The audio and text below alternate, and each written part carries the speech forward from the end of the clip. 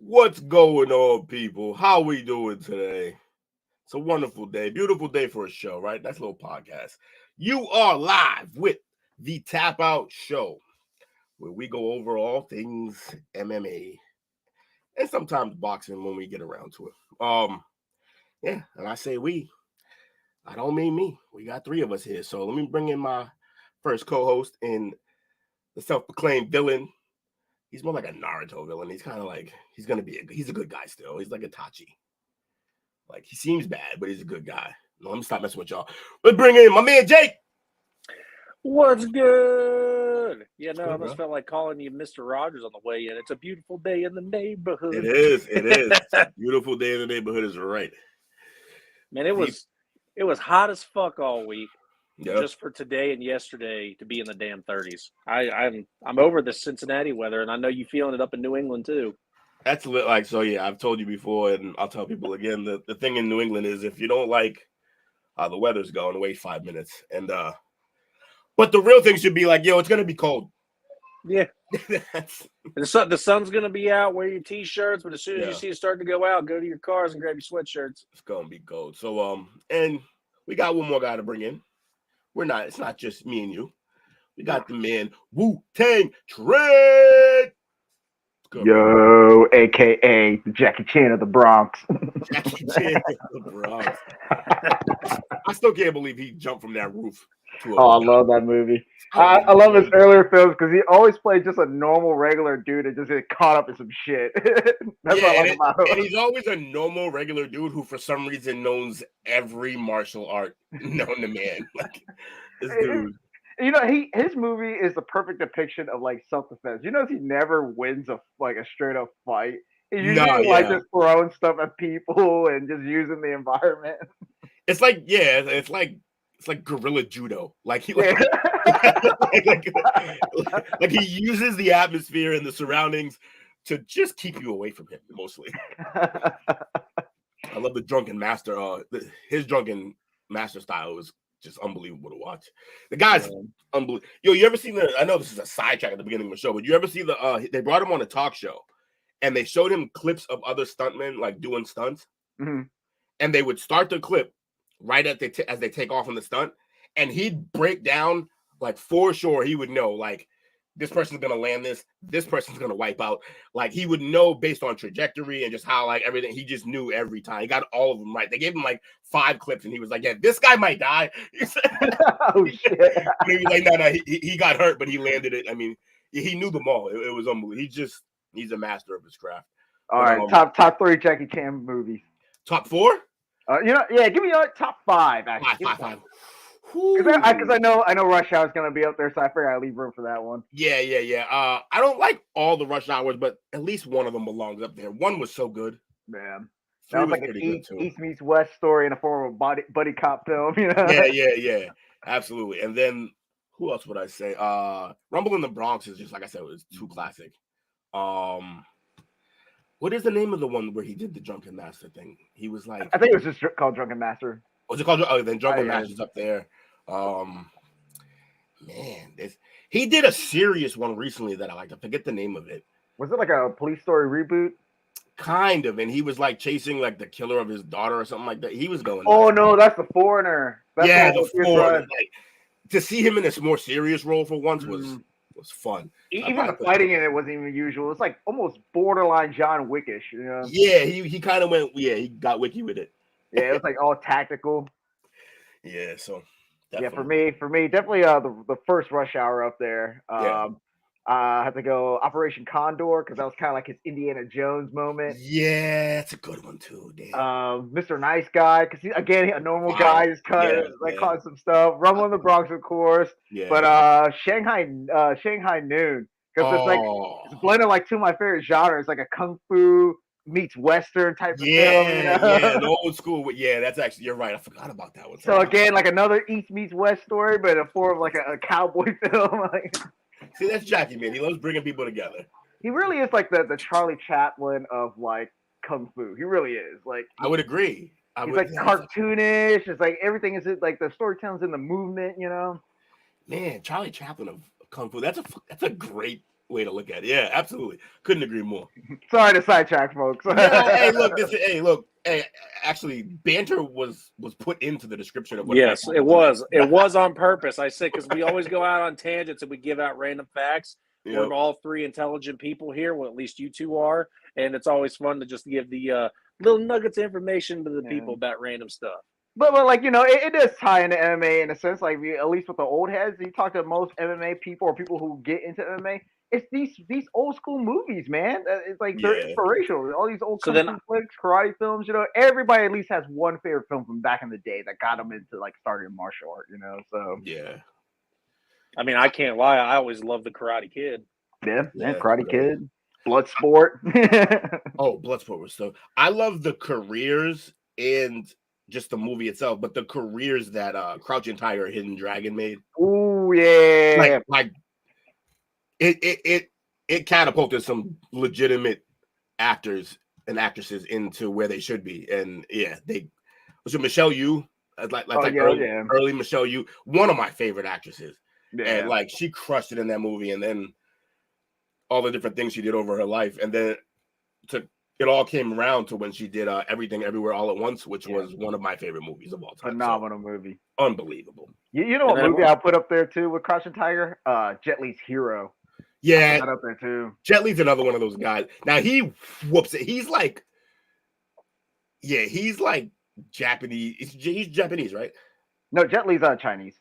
Oh, he's Chinese. Oh, yeah, my fault. He's like Chinese Jason Statham. Yeah, ironically, he teams up with him a lot too. And I'm not, because you guys are finding some really good, like, original, like, organic type of actual movies that have to deal with the fight game. Mm-hmm. My first, like, true introduction to what would be a fight movie, but it's still martial arts because the guy that did the movie practiced martial arts. It just wasn't your regular movie. And it was Blood and Bone. That was the first movie that I ever saw. Wasn't that that's what turned me? Michael Jai White? Yeah.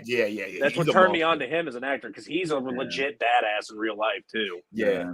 He also recently made some comments about being able to beat someone, and I was like, maybe. But I forget who he said, but I mean, he got the athleticism and the physicality to do it. So but maybe not like a UFC level dude, but I feel like he's pushing 50 now too, though. Regardless of how good a shape he's in. The way Mike described it, though, is that we all started with some movie, and I'm like, what movie did I really start that was anything martial arts like? This wasn't just like a brawler film. He was using martial arts to win these fights. Yeah. Because it was funny, because my favorite part of it was when he beat Bob Sapp's ass, even though it was theatrical. I love seeing that fight. I love seeing him absolutely beat the big dude's butt, and I'm like, he did it the right way, and he did it in a stellar way. You want a classic, like, who's who of fighting.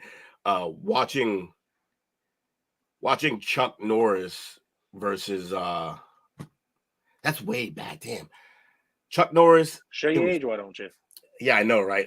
Tell me you're old, but I tell me you're old. What's my man's name? Like the original. How did I forget his name? Bruce Lee. Bruce Lee. Yeah, like what's wrong with me? Oh, you talking about the Way of the Dragon movie? Yeah. So Bruce Lee versus Chuck Norris, and then Bruce Lee. Had Jake moment. Yeah, I did. And then Bruce Lee versus Kareem. That was hilarious. The guy's enormous. What is happening right now? I felt like the Bruce Lee movies, they kind of like set this like standard, right? Like obviously, like most martial art film, they're generally like revenge stories, right? But then they're breaking up like every movie has like these criteria they have to meet, right? Obviously, there's the final boss of the story who they get their revenge on, but then you got to have like a 1 versus 20 people scene, But then there's also it has to be like a David versus Goliath moment too. Yeah. And ever since him, he kind of like set that trend, And you know what the crazy thing is, Mike? What you just said, I'm literally going picture by picture almost in my brain of how Blood and Bone went. That's literally how it went. He had a scene where he beat up a bunch of guys at the same time. Bob Sapp, who's the big beating mofo, he's getting revenge on the guy that's the big money pit dude. I'm like, Holy shit, that's what Blood and Bone was. Every movie is a revenge story. Yeah, he's coming out of jail. It's a revenge. He's coming out trying to get his life better, and he gets. That's so odd. I can't believe I never even saw that. This is classic Lewis. That is a classic Lewis. He seems to think that being a contrarian is a personality type. It's not. It's a cancer type. Yeah, just get over yourself, bro. Bruce is a legend. No, I can't believe, Mike, you just opened my mind up to a whole new reason why these movies go the way they do, man. You're right. Kid. Yeah, 100%. Revenge story. Yeah. Kill Bill, revenge story. Lots of revenge. That's stories. Insane. All revenge story. Bloodsport, revenge. If it ain't for family, legacy, it's like honor and self-respect, you know? It's like, John Wick. Wick. The ultimate revenge story over at Oh, absolutely. It's still going on. He kills like 1,000 people because of a puppy. It's unbelievable. Yep. Well, what was there was something else that I wanted to mention, and I completely had forgotten it because I love our tangents. This is the best part of the Tap Out show, is that we literally can go on 15-minute tangents, and it doesn't affect the show. It just lengthens it and makes it better. It's still fight conversation too. So I remember. So I brought up the Karate Kid earlier. You were talking about Jackie Chan earlier. What was your guys' opinion on that movie? Because I'd heard nothing but bad about it. Wait, which one? Which one? The one Jackie Chan with Jaden Smith, the Karate Kid movie. I actually like that one. He did okay. Like, that was the last good performance he had. Yeah. Because everything else, he's been horrible. I'm not a Jaden Smith fan. I'm not a Smith family fan anymore. Yeah. Nobody better than John Wick, in my opinion. Oh, I was like, nobody. I thought you were doing the thing where you were like, nobody, and then you say, nobody was really good. But I will say, Wick, I mean, I like that he has more content. I'd like to see another Nobody movie. Okay. I don't know if you guys saw that, but yeah. Quick question. Yeah. Favorite fight scenes? Oh boy. Ooh. All right. So like, I think my single. Now I know when you compare them to like some of the older kung fu movies, or even some of like IP Man, or Bak, was his name? Yeah, Bak, yeah. Yeah. So when you compare to those, like obviously those scenes, there's like thousands of guy fight scenes. Like the one, there's also the same thing. But I thought the fight scene in the church in the first Kingsman is my favorite fight scene. Ooh, he just everyone in there is losing their shit, and then one of them is an absolute trained assassin, and he just lays out everyone, including them like killing each other. I thought that was. Plus the music, they're playing. I think it's Leonard Skinner. I think they're playing Freebird during the whole fight scene, which is a crazy. And they're playing like the Freebird solo, which is like a 3-minute solo, and it's just nonstop action the entire time. That's one of my favorite fight scenes of all time. My favorite fight scene of all time is when at the end of the Crow movie, when the Crow and Top Dollar finally fight.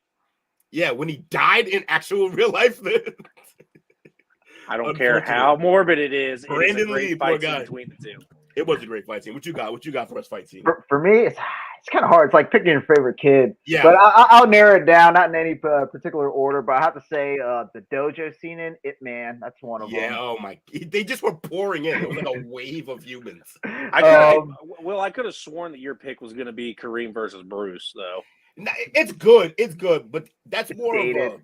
It's dated, but it's also more of like a classic moment versus an actually great fight scene. Right. Because there's a lot better choreography in fight scenes than that. Yeah. Yeah, I think another one for me too is the Michelle Yeoh scene in Crouching Tiger. Oh my God. She tried to get the sword back. Yeah. She was losing. Yeah, it was very feminine. It was like well done, like you know what I mean. But it still showed this like, Don't say that. We'll get you, or Lewis will get you. And then what else? I have to put up. I'm going really way back. It's from the movie Meals on Wheels, where Jackie Chan fights Benny the Jet Arquitez. I feel like it was like a little bit ahead of its time. You can sit down and watch it. It's so fast paced, so like fluid. It's hard to believe it's like from like the early '80s. You know? Yeah, he's been doing. And I'm 100% going to lose all credibility with this because it's not even a fight movie or anything. Episode 3, Anakin and Obi-Wan will forever be my favorite fight scene between two guys. Sorry. Episode 3, Anakin, Obi. Oh, yeah. The Mustafar fight scene. Yeah. The entire. I hate you! No. Take the voice out of it and just like you said, watch the choreography. those two did do a lot of it, and it was insane. I'm one of the few people who actually does not hate Hayden Christensen in that role. Me too. I don't. It's controversial for the Star Wars fans, but I thought he was all right. I thought his direction, he wasn't directed well. No. And I think he was like handed like a bad script too. Yeah, when it happened, when those movies went on, they gave him so much hate. But when he came back for the Obi-Wan series, they were all crying and in love with it. Like, we can't believe we got Hayden back. Yeah, that's the thing. Everyone hated him, and then when they saw him again, it was literal tears for everyone. Like, everybody was like, "Oh my god!" It's the transition of actor, because he's gotten, in my opinion, from then, he's gotten so much better and done a lot of movies. There's another movie that he was in that I really liked, and my sister knows what it is. I'll have to ask her what it is. Jumper? Jumper? I love Jumper. It's that he teleport. No, I'm thinking of a different movie, but I know what you're talking about. It's he's like some kind of a mobster, I think, maybe. I don't remember. Oh, I know exactly what movie you're talking about. He did a great job in that. I think T.I. was in that movie. Yep, exactly. I'll figure out. Yeah. I'll figure out what it is, and I'll let you know. But no, that movie, I think he's just gotten so much better, and he knows how to control, like, the way his face looks, the way he delivers a line. When him and Obi-Wan were doing their training scene, I'm like, this is the same guy. I love it, and this is fantastic. He's like I said, he's older, more mature. He was in his early 20s when he was doing that movie originally. Yeah. It's just the evolution of the actor and how they go about what they do. I want to check timelines. I wonder, did the cartoon Clone Wars come out after those movies? It did. It came out in like 2008.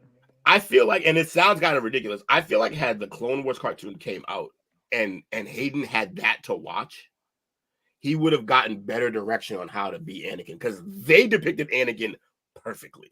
Yeah, and the Clone Wars was so fucking good. I never got into Rebels, but Clone Wars was impeccable. Rebels wasn't canon until like a few years ago, 3 months ago. I feel like when they decided a few years ago, but you're probably right there. Maybe when they decided to do Ahsoka and bring all that shit in, then we obviously need to do a movie, or we need to do a Star Wars podcast, not just like a nerd podcast. Like, we need to get. Yeah, I mean, hey, Lewis already knows what to call the show. It's gonna be Revenge of the Nerds. Oh, that was Dale with that drop. Dale hit us. Oh, it was Dale. My bad. Dale, that was Lewis. What's good, Dale?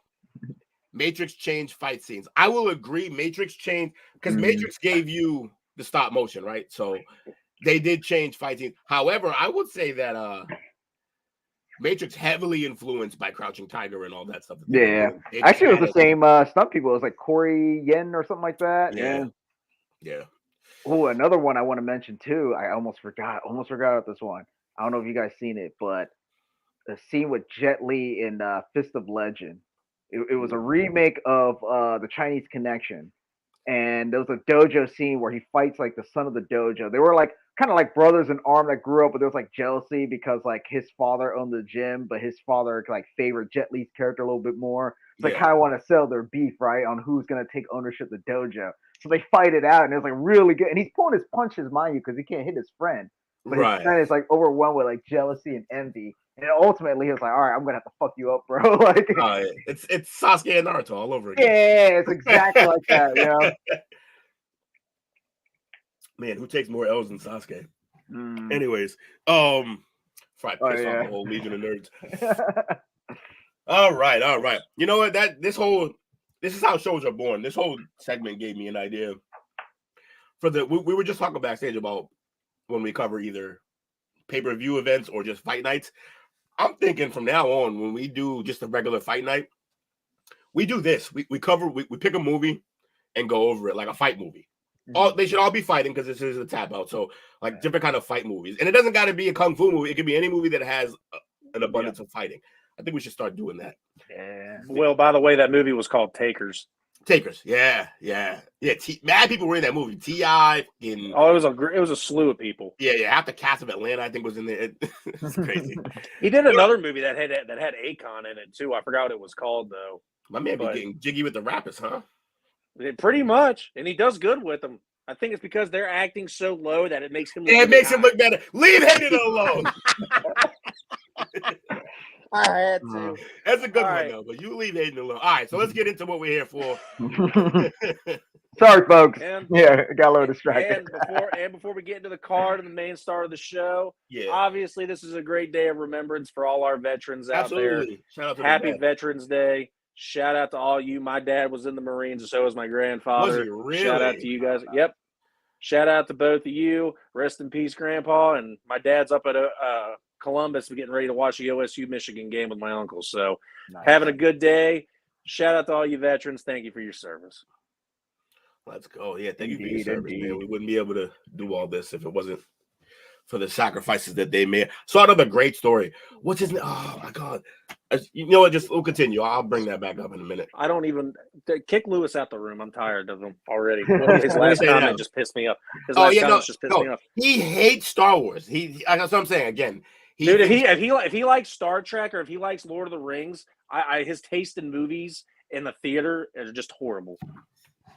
Go watch Clerks, you bum. Hey, Trekkie is don't hate on the Trek. Trek is good. No. Trek is good. I know that the world has told you have to pick one, but this isn't Pepsi or Coke. You can like them both. I know, by right? all means, in America, we got options. Go watch Harry Potter, Lewis. Go watch. Having standards. Yeah, I've seen you watch garbage, so don't pretend like you have standards. You're just being a contrarian. That's all. Oh, everyone likes this. Fuck it. That's his. This is probably the guy that thought Thor 2 was the best Thor movie. Is Lewis one of those people who just say things are bad just for the sake of saying it's bad? Yeah, definitely. Yeah, he doesn't like Harry Potter either. You're that guy. You're a bad guy. You're bad and you should feel bad. You hate Forrest Gump too, let me guess. Nah, he's a unique dude. In the fact that he just wants to go against everything. He hates hype. Yep. Do you have hype? He hates you. That used to be me. He likes Forrest Gump. All right, well, at least you have some redeeming qualities. Thor: Dark World's his favorite Thor movie. Ugh, rough. Is Dark World really worse than Love and Thunder now at this point, though? No, he hates all of the Marvel now, though. No. It was worse. It was worse than that. Thor: Love and Thunder was their poor shot at a rom-com, and I think they hit the nail on that type of audience, but everybody else hated it. Yeah. I went into it excited, said this is going to be great, left saying this is a 6 out of 10. Ragnarok was the best Thor movie and top 3 all of without question MCU, in my opinion. And the reason why I don't like Thor: Love and Thunder is because they dropped the Led Zeppelin music and went to Guns N' Roses, and I hate Guns N' Roses. I feel like the best MCU movie is The Winter Soldier, the second Captain America. Yeah, Winter Soldier's. Yeah, it's definitely up there for me. Yeah, it's like a political thriller. That's how I kind of saw it. Yeah, it had like spy aspects to it. Like it was. Mm-hmm. Yeah, Winter Soldier. And I didn't expect the whole Hydra infiltration. I was like, surprised by that. Yeah, that whole movie Thank was. you, Lewis. Yeah, he gets it. Did you end up watching the show? Which one? Oh, with Anthony Mackie and Falcon and Winter Soldier. Yeah. Yeah, it left much to be desired, but I think people need to realize with the Marvel shows is they're a poor attempt at a self-contained story that leaks into the whole universe, the connected universe. So like they're really all just setup shows. Right. Now, I'm gonna just go out on record and say I fucking loved it, but it was good. I thought it was fantastic, and I think those two work very well together as actors. I loved it. I also thought of all the shows, they had the best villain, the two villains. So they had the freckled girl. She was a decent, like a really good villain. Her anger at being part of the rebellion or whatever she was part of, like it worked out. And then they had I forget his name, but like the fake Captain America. U.S. agent. Yeah. So like those two were good. But yeah, of the shows, I like Loki the best, honestly. Yeah, Loki was good. I liked the first season, and I have not watched the second season yet. The one that I didn't watch, that I was not. We're turning this into a different type of podcast. Let's get on the UFC news. It's okay. It's okay. We got 2 viewers right now. They'll still love us. Because I was just about to say I wasn't a big fan of the Scarlet Witch one. I forgot what it was called though. Oh, the WandaVision. WandaVision. Yeah, WandaVision. I didn't like it at all. I could not get into it. It was too boring, too bland, and too slow. Which is probably why I didn't understand the Multiverse of Madness so much, but I also thought that movie was dry and bland. Oh, Multiverse of Madness, they dropped the ball in every way imaginable. You had the ability to go see so many interesting timelines, and the only way they showed you was just him flying through the multiverse at one point, and you just see them pop up. Yeah, as flashes, but they only went to like 3 different timelines. Actually went and stayed. I think I set myself up for failure with that because I had watched the most recent Spider-Man movie come out, and that was a grand masterpiece. And then I go to watch Multiverse of Madness, and I'm like, wow, that sucked. And then I thought the same thing because I'm a huge Ant-Man fan. Yeah. I was thinking that the Quantum Mania was going to be insane, and I'm like, I was really let down by this too. Now I can't remember. Is all of that phase 4 or phase 5? I think that was the ending of 4. Yeah, phase 4 struggled. Yeah. The end of it. Because I don't know, man.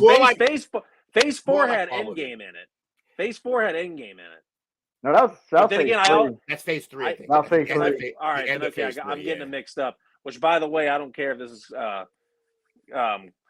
confrontational or not, or if this is against the grain, but I thought Infinity was better than Endgame. I felt the same way too. Yeah, a lot of people did. I as well. I know people like to say this, and I think I've heard him say this before. I don't agree. I thought having all the Spider-Mans in that movie, they did a really good job. However, I will say when you're comparing it as a complete movie, 3 it was a masterpiece. But it's more fan service. It is a bunch of you're gonna love this if you love this series. You're gonna love this if you've been along with the ride. You know what you want to say? Just say it's made for the nerds. Yes and no. Yeah. It's made for those who have been along for the journey. It was fan service out. If you've been along with the journey, you were gonna love this, and not just the journey of the MCU universe, but you had Toby and Andrew Garfield come in, so the old Spider-Mans as well. The jokes they made, just pointing out all the Andrew Garfield things where he's like, "Oh, I didn't get to go to space." He's like, "Oh, I didn't get a third movie." Basically, like they did it really well with that. Right? Yeah. But yeah, I thought it was the second best one. I thought the first Spider-Man was the best one. The thing is that I think Lewis is onto something there.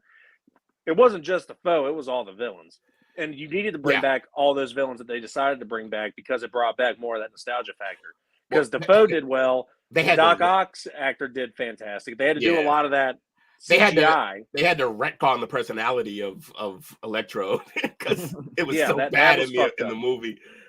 But the way I look at that last Spider-Man, though, it was kind of like, in terms of like scope and scale, it was supposed to be intended to be like that phase, like version of like an Avenger film, almost.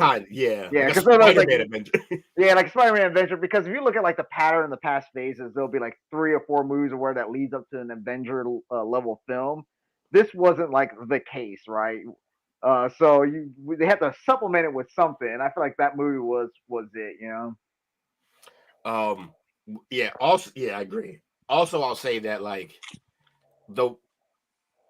that Spider-Man movie had like him saving Andrew Garfield's Spider-Man saving MK or MJ, like that's like it's huge. It's an emotional moment, but also it like they nailed it. Like they nailed the situation. How Toby got taken out, couldn't do it.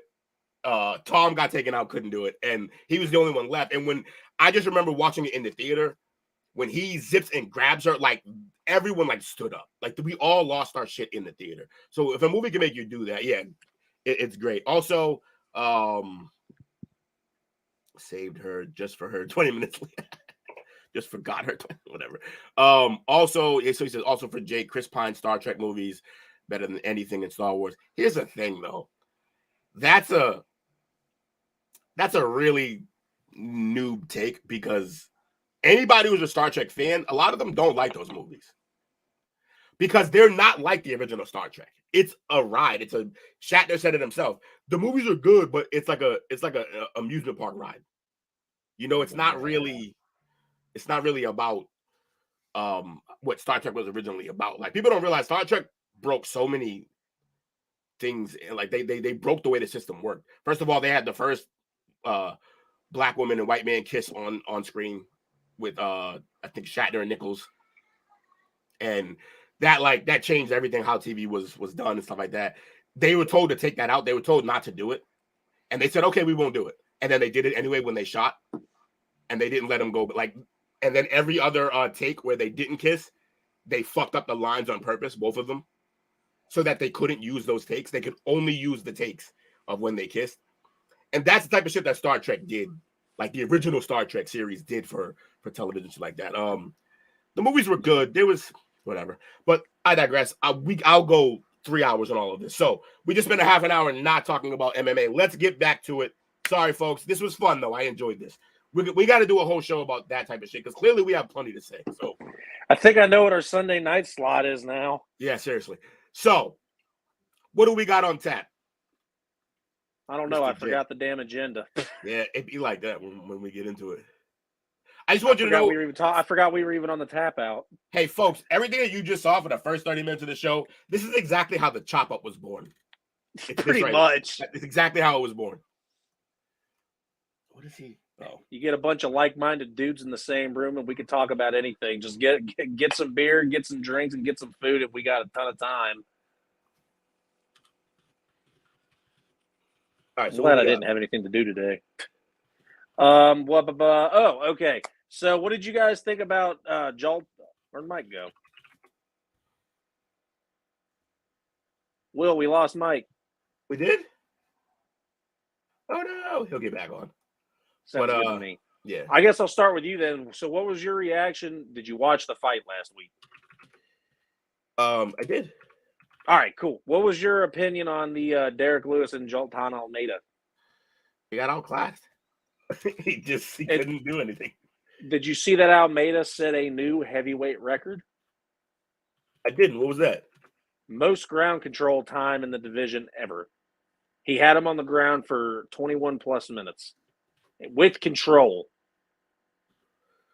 Wow. Yeah, that's domination right there.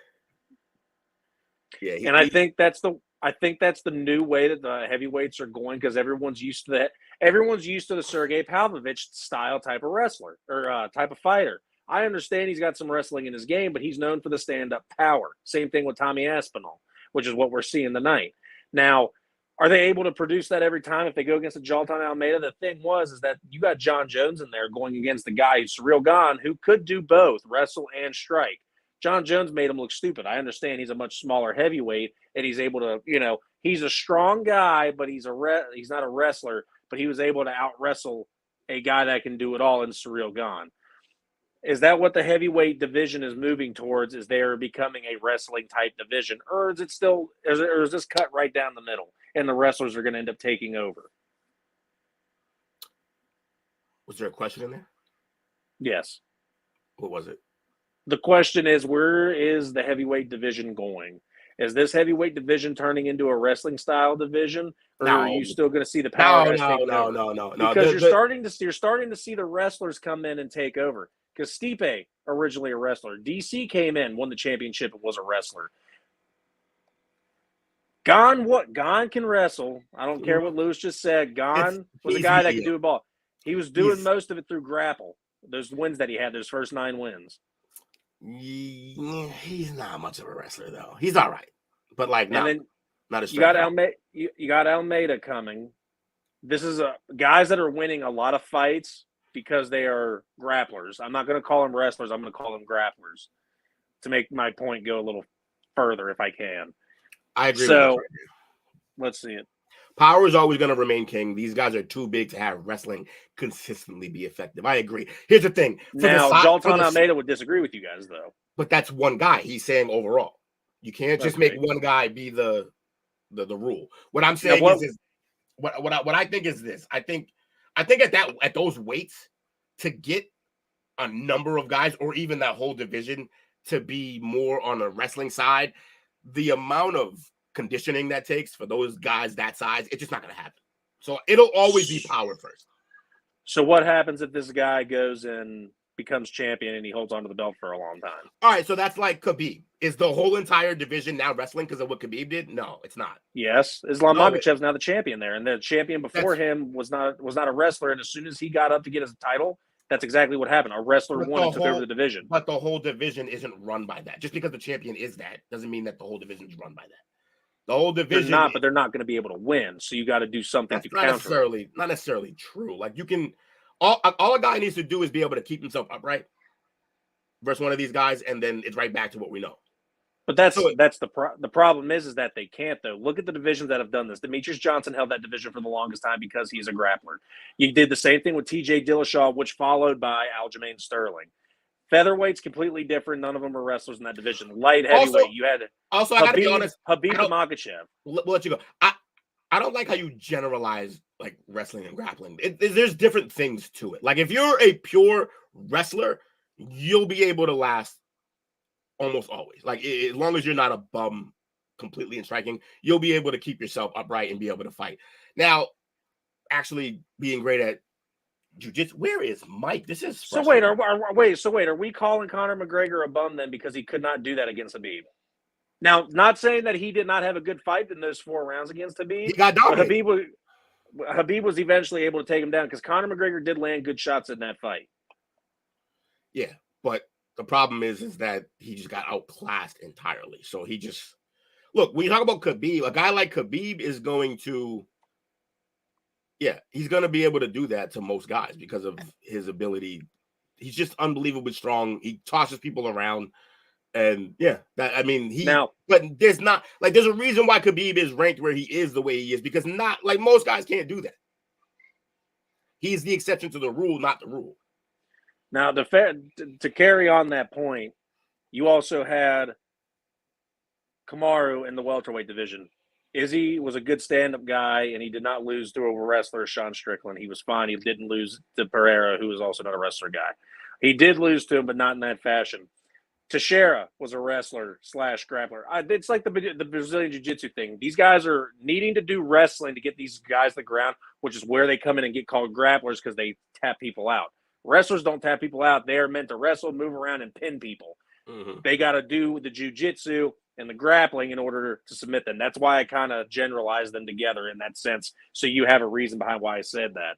Stipe was also a wrestler who could finish standing up, but most of his stuff was ground and pound, get him to the ground. And the only reason you had him lose is because he ran into a guy like Francis Ngannou, who, by the way, learned wrestling so that he did not lose to Ciryl Gane in that way.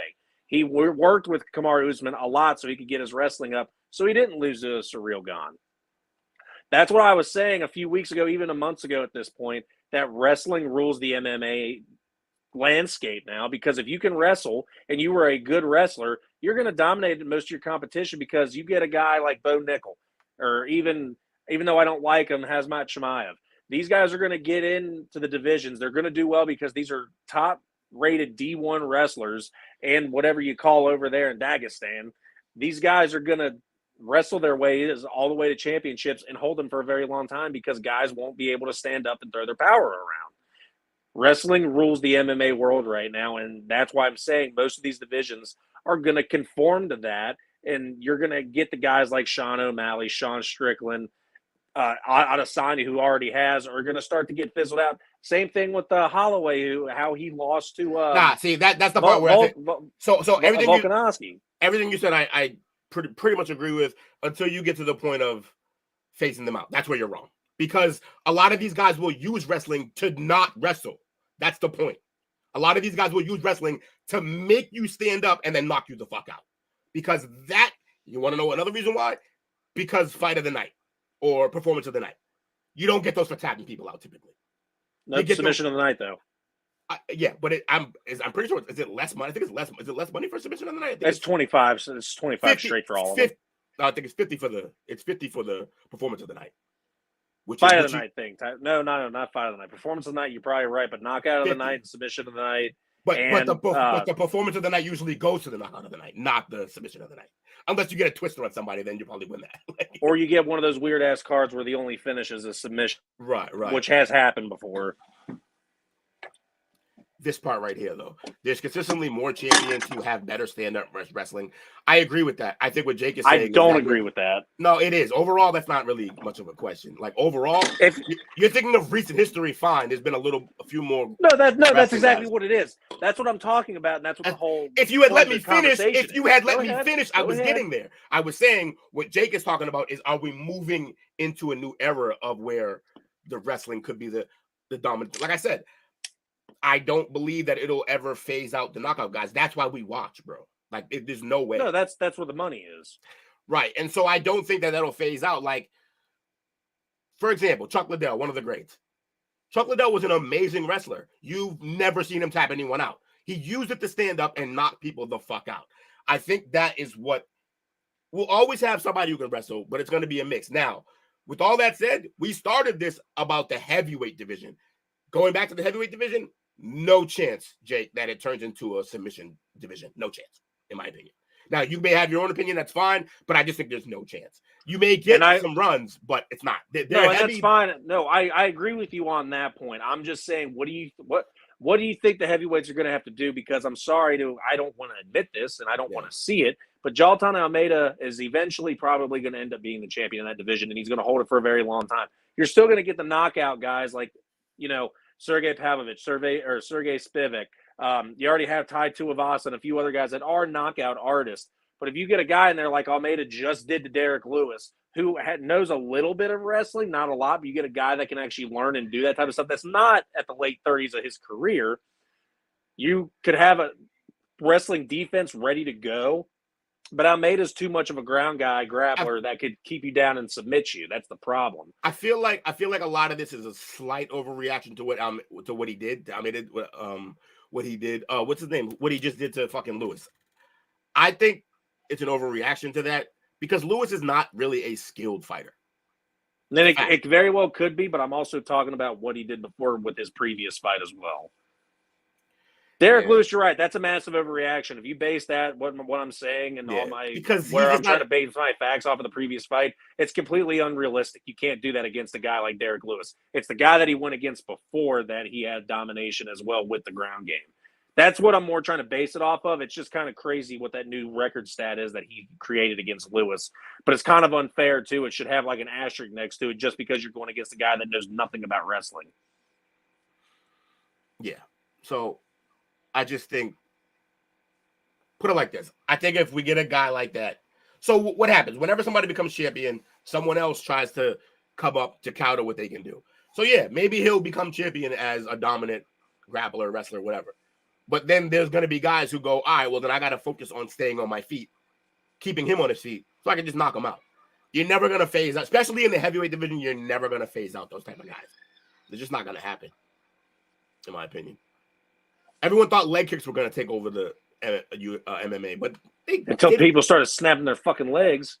They did, and then people started checking them better and really focusing on that, and now only the best of the best can really do it. Which is, I think, the same thing is going to happen. 100%. See, I agree with that, too, because that did take over. The thing is that the way fights go come in phases, but the one thing that was not a phase that looked like a phase was wrestling. It stuck. Stuff like the way they do jabs, the body shots, the leg kicks. You can adapt to that and figure out ways around it. Wrestling, you can't. It's a style. You have to learn it. You can adapt to it easily, yes. You can adapt to at least keeping yourself up. You can adapt to that. If they can. Because if you go against a heavy-setted wrestler, like a Usman is he not a heavy-set guy? Huh? I'm talking about their divisions. That's the problem. We're obviously talking about the heavyweights. I get what you're saying. Yeah. But the thing is, when you go against these highly touted wrestlers like the Usman and the Makhachev, even DC when he was up in that division, it's going to be really hard to keep yourself up unless you have a massive height advantage against these guys, which is why DC couldn't wrestle Stipe. I don't think height advantage helps you keep you on your feet. You have a higher center of gravity. It's easier to get you down. You're able to pick them up and take them down, but they also have a lot. Okay, so say they're up against the cage. They have more leg room to be able to set themselves up and keep them stable because most of these guys try to get wrestled against the cage. So if you can keep yourself against the cage, that's fine. You don't want them to shoot on you. So if you back them up, they get like the Habib used to do. You back him up to the cage, he's going to shoot on you and get you down some way or somehow. If you stay yourself up against the cage, you have more of a chance to be able to come off with a jab or something straight up to it. I feel like I've been a voice of reason in this whole conversation.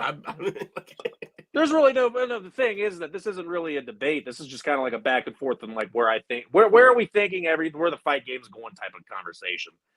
I'm not sticking up for what I'm saying. I'm just trying to. This is what I'm seeing. If I'm wrong, tell me I'm wrong, or here's a counter offer to that then type of deal. Like, yeah, I just think everybody adapts. Exactly. The thing is, if you can get a guy that can adapt, just like how Ngannou did against Stipe, because Stipe was going to wrestle him, what's the very first thing Ngannou did? He stuffed 2 takedowns, hit him with a crazy uppercut, and it was over. And that's the blueprint for guys who are trying to wrestle you. Now, again, it's the same thing, because your question is, well, can they do it? Yeah, maybe. But if it's one of those elite guys like Khabib, maybe not. But again, Khabibs don't come along a bunch. Like, yeah, we got Khabib, and then we got out of his Makhachev, who I'm pretty sure is out of his camp, right? Yes. So, yeah, he created a little clone, but not everybody's going to be able to replicate that. It's not something that's, yeah, so we should don't call Will a coward. There's some stuff that I did want you to go ahead and throw up there, Will. So what other, bro? It's no, not that one. Go up. Which one? Hold on, wait. Let me make sure. The light Glover. It's not about being you need to fucking relax, Lewis. No one's a coward, bro. That's what I just said. I was like, don't do that. All right, my apologies, fellas. My Wi-Fi went out. Islam cannot bang. He is not a striker. He's got pillow hands, Lewis. Get out. And that's bullshit. That one comment that you just had up there, Almeida's not going any further than he is right now. The thing is, he's going to get most, if not all, of his opponents to the ground. That dude will be a champion within the next year and a half. Trust me. Because we're going to be waiting a year and a half for Stipe and John Jones to fight, and that might not even end up being a title fight, because this tonight is the real title fight. It might say interim, but the thing is, after this next fight that Jones and Stipe have, both of these guys are going to end up retiring. So that means the belt's going to be re-vacant again? No, whoever wins tonight's going to end up being the champion for good, because as soon as Jones and Stipe fight, there is no one extra fight. Jones just took a serious injury. Stipe is ready to walk away. The only reason he came back is because he said, I'm going to fight John Jones, and then I am done. Why do you think when they offered him, they might not have, or they might have, depending on what reports you read, did not offer him the backup fight to go against one of these two, because he said in the past, I just want to fight Jones. That's why he didn't get a title fight. That's why we're having this. As soon as they fight, they both retire. This interim champion becomes the undisputed champ. So to catch you up, Mike, one of the things we were talking about was he was asking do we think the grapplers and wrestlers could take over the heavyweight division, if that could be the new direction it's going? The only reason this got brought up is because we were talking about Lewis and Jailton Almeida's fight. Right. I don't know. I feel like there's just not enough in the division right now for me to really give an opinion, honestly. But yeah. But what I was on Will earlier before the show, it's like just to put in perspective, like, yeah, even though tonight's fight's gonna be for the interim belt, whoever comes out is gonna be the legit champ. You know what I mean? Because we know like Jones and Miocic's gonna retire after this, so it's just kind of slim picking at the moment. Yeah. I think the division is just struggling in general. Yeah, historically it has been. I 100% agree with that too, Lewis. Because I feel like there was only two like really big moments in that division. And I'd say maybe early on the Couture era, and then like maybe like Kane and Brock, but that's about it, you know.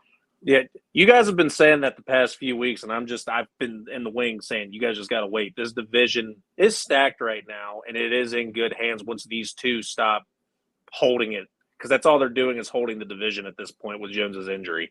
There are guys in the wing that are ranked from 2 all the way to 10 that are chomping at the bit that can't wait to go after the next thing.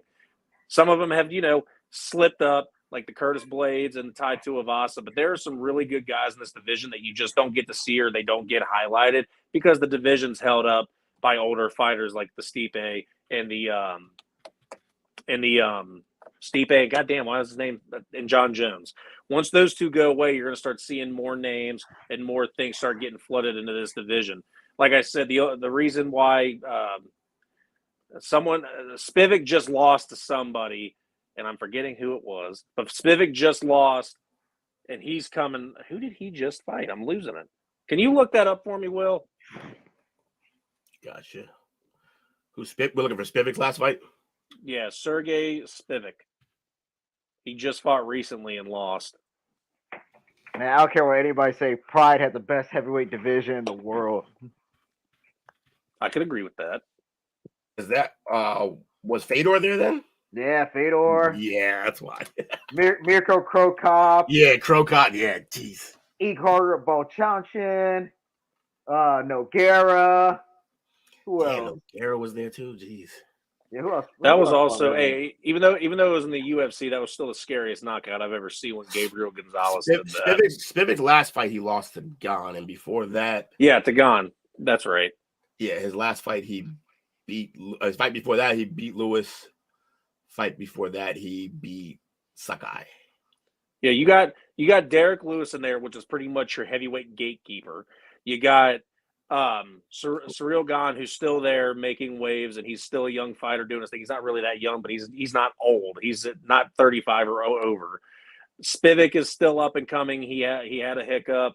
Curtis Blades is still a major factor in that division. You still got Tuivasa making fun strides. You got the two young guns right now, and Tom Aspinall and Pavlovich. The division's in good hands, and it's a bunch of young guys chomping at the bit. But like I said, you got two old guys holding up the division, just like Stipe literally it just did with DC for 3 straight fights, and that was a 2-3 year thing. Yeah. So I know what your guys' opinion is on the heavyweight division, and I hope after they figure out what they're doing with Stipe and Jones that I can change your opinion on it, because the heavyweight division is young, it's prospering, and it's going to look a lot better once we get that fight out of the way. So don't give up on the heavyweight division now.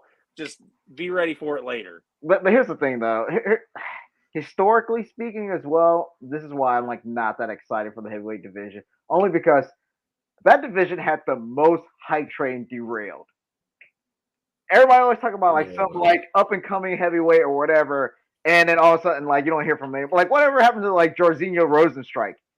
They were hyping that dude up a while back too, like not even like a year or two ago. You know what I mean? Wasn't it him who got kicked into the shadow realm? Yeah, by Ngannou. Yeah, Curtis Blades. No, Blades got him right. Ngannou wasn't the one who did that like spinning back kick, was it? No, Ngannou straight up. He had a right hook and then destroyed him against the cage. Yeah. But like, look at Curtis Blades, another hype train derailed. Mm-hmm. Everybody was like talking about him too. You know what I mean? He beat Aspinall. But that's like a freak thing that happened in that fight, though. I don't really. But hey, as Will says and likes to burn me, a win's a win. Yeah. But like, here's Aspinall touching gold now, and Curtis Blade has it.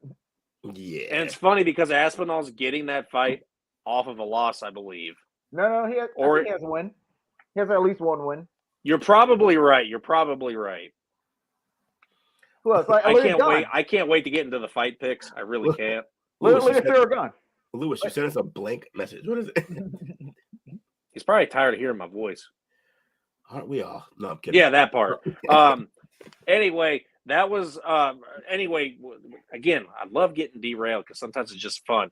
Mike, the question was, what was your reaction to the Jailton Almeida fight, and what do you think about his new record that was 21 minutes plus of ground time control? Again, as much as I want to be excited, I don't want to get sucked up into like these heavyweight hype trains, like, you know what I mean? And if anything, I'm bummed that my boy Lewis lost, but you know what I mean? But yeah, okay, it's too soon to really say, man. Until somebody's actually in that position to fight for the title, I don't know. There's really not much I can really say in terms of that division. And then to be fair, I feel like everybody else's heavyweight division sucks too. No offense to the other organization, but look at all the guys who like hold the heavyweight belt in their organization. It's like the guys the UFC cut. You know what I mean? Ryan Bader, prime example. So I don't know.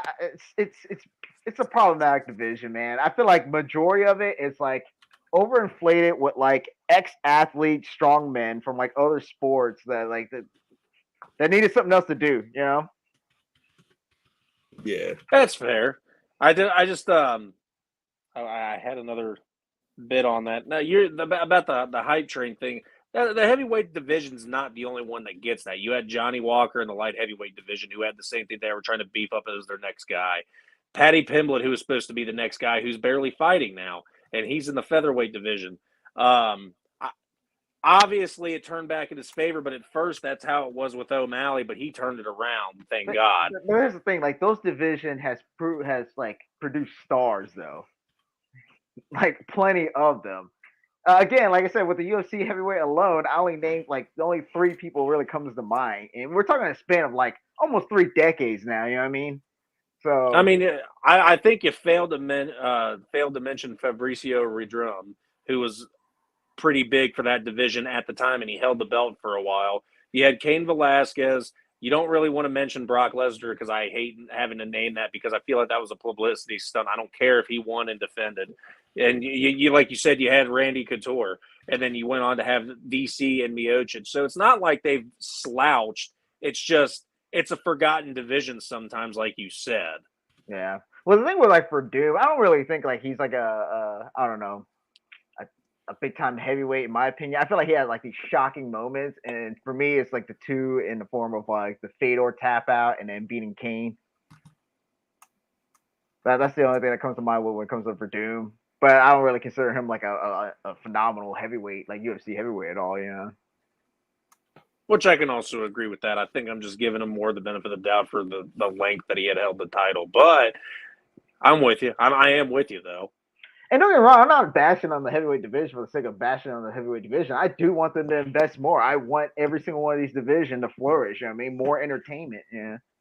Because the heavyweight division is supposed to be one of your divisions that you highlight and spot. Right. But to be fair, because like Will said earlier, it's where you make your money. They're in the industry to make money. Knockouts make money.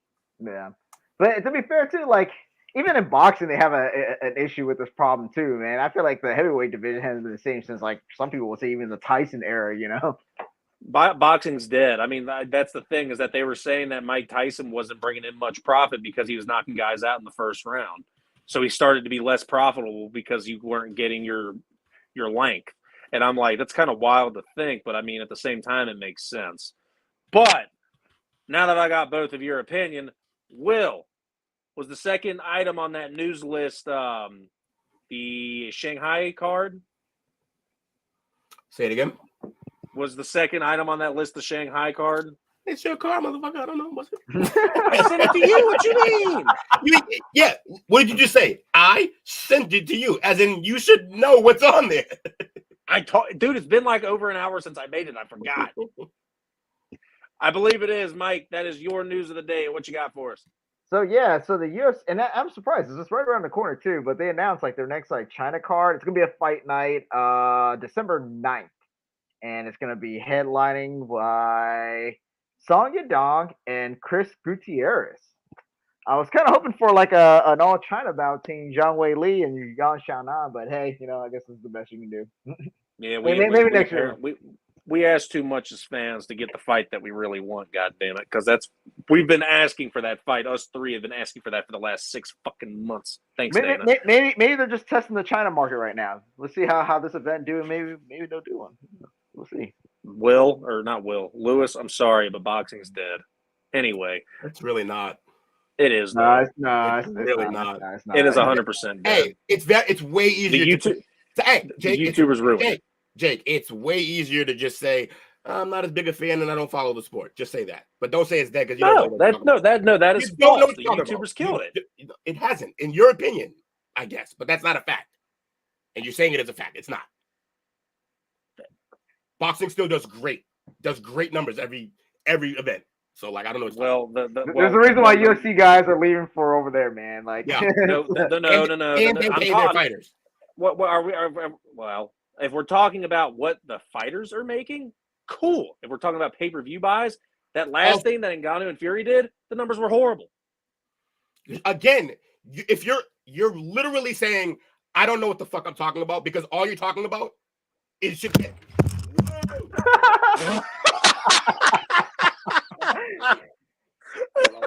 All you're talking about is shit that nobody also cares about in the boxing community. So, like, did you lose your headphones too? Maybe. I'm about to say because your freaking quality of being able to hear you went away. Can you hear me now? He was ready to I got you now. reach in and grab you, man. That's how ignorant that statement was. I think he was trying to karate. I think he was trying to karate chop me through the phone. Yeah, pretty much. That's how bad the statement was, honestly. It's not a bad statement. It is because look, your only point of reference was a part of boxing that no one who likes boxing gives a shit about. You brought up Ngannou versus Fury as if that is the standard for boxing right now. It's retarded. A witness statement. So, are you gonna pretend like the Canelo fights didn't happen, the Terrence Crawford fights? You know what I mean? No, absolutely, because I watched those. But bring up the numbers. He has no idea about them. Bring up the numbers. It's about pay-per-view buys and winning money, not by, and that goes into viewership. Now, again, streaming the way me and Will like to watch our fights sometimes might ruin that, but that's not the point that I'm trying to go by. But anyway, yes, Song Yadong and Gutierrez. I was only responding to Lewis's comment on that. All right, but we're the main thing. No, Song Yadong is, again, another guy that I'm very excited about because I'm a Uriah Faber fan. He's coming from Team Alpha Male. Gutierrez is another good fight for him. I think Yadong is about two. I'm going to give him 2 more fights before I think he'd be ready to go after a title in that bantamweight division, especially since he'd be going against the sniper in O'Malley, who could probably find any hole. And he's much taller than him. I put a lot of stock into height, and that's my problem. And I think if you're the taller fighter, you're obviously going to have a reach advantage, and you're going to have a better angle to be able to hit a guy. And I think that him being, about 5'8", I think going against a 6-footer would be a little difficult for him. So I think he needs 2 more fights, and I think Gutierrez is a good tuner for him just to see where he's going, because Yadong's looked really, really good in some fights, and then he's looked, wow, is this the same guy that we're getting?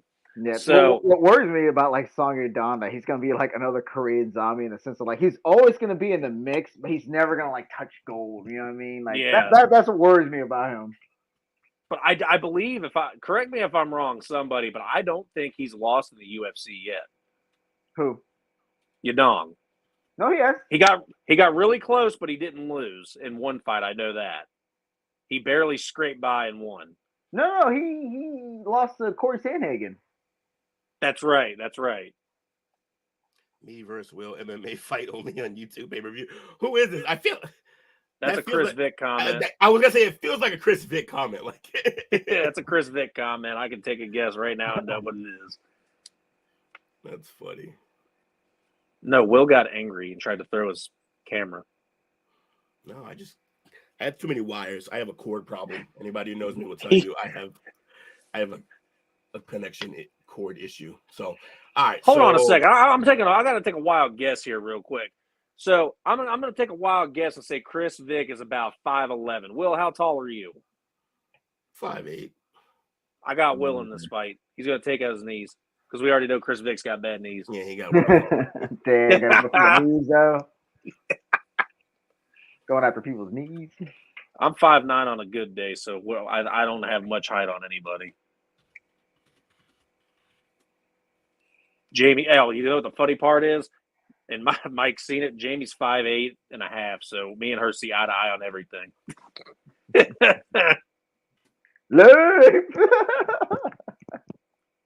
Pretty much. She wasn't allowed to wear heels on her wedding day. She had to wear these flat things. I'm like, you can't wear heels, woman. I'm sorry. Your hair's already going to make you look taller. We can't do this. But Will, what's your take on the main event? I'm being distracted. Shanghai. Let me pull it up for you. I want to look at everything. Oh, we're jumping right to the main event only? We're not going to... No, we're talking about the Shanghai main event. This is Yadong versus Gutierrez. I don't think they announced the rest of the card yet. Yeah, they haven't. I think they just released that. Yeah. Lewis, you're like 5'9". How is this an LOL? You're a nut. You're barely taller than me. Yeah, but they can. Man, I'm surprised they didn't throw the leech on this card. Appreciate you, Chris. So it's Yadong versus who?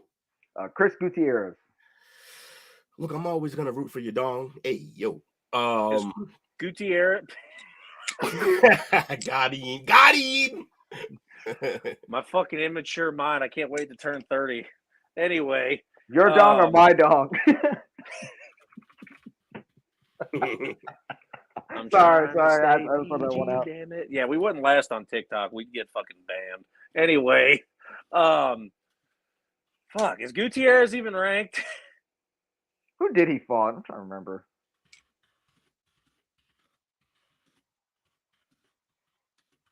I know he fought like relatively recently. Well, I just watched the video the other day when you were talking about your grandma's Jello, and I said giggity in the background. That's and so you funny. just said that, and it brought back the memory. I'm like, oh my God. That's fantastic. Oh, I got him confused with Pedro Munoz. Well, Pedro Munoz is very forgettable. No, they kind of look alike. Wow. That wasn't supposed to be a racist statement. Jesus, man. Now Lewis is mad. He's mad. He's always mad. I mean, he made fun of you for being 5'8". No, he'll do that anyway, just because he likes making fun of me being short. Even that's a middleweight versus a heavyweight. See, even though he's barely taller than me. So funny. But yeah, that's the Shanghai card. I'm looking forward to that. There's going to be more fights to be announced for that. I'm looking forward to it. Where's it going to be at? Is that like what stadium do they have over there? Because obviously Shanghai is not. I don't know any stadiums in China, if I'm being honest. I don't know either. I just know that's like one of their bigger metropolitan city. I just know like when they get over to Japan, they do their stuff at the Tokyo Dome. The Tokyo Dome's beautiful. Or they either do that or the Saitama Super Arena, because that's where a lot of the Pride fights are at. But that is that.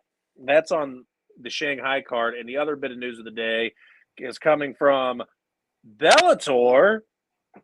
One of their big names that, PFL was looking all like this for, couldn't wait to get him, got popped. He failed a drug test. Usman Nurmagomedov. His I almost said UFC. Wow, Jake. Bellator 300 win has been overturned, and he is suspended for 6 months for using a substance that is banned in the sport.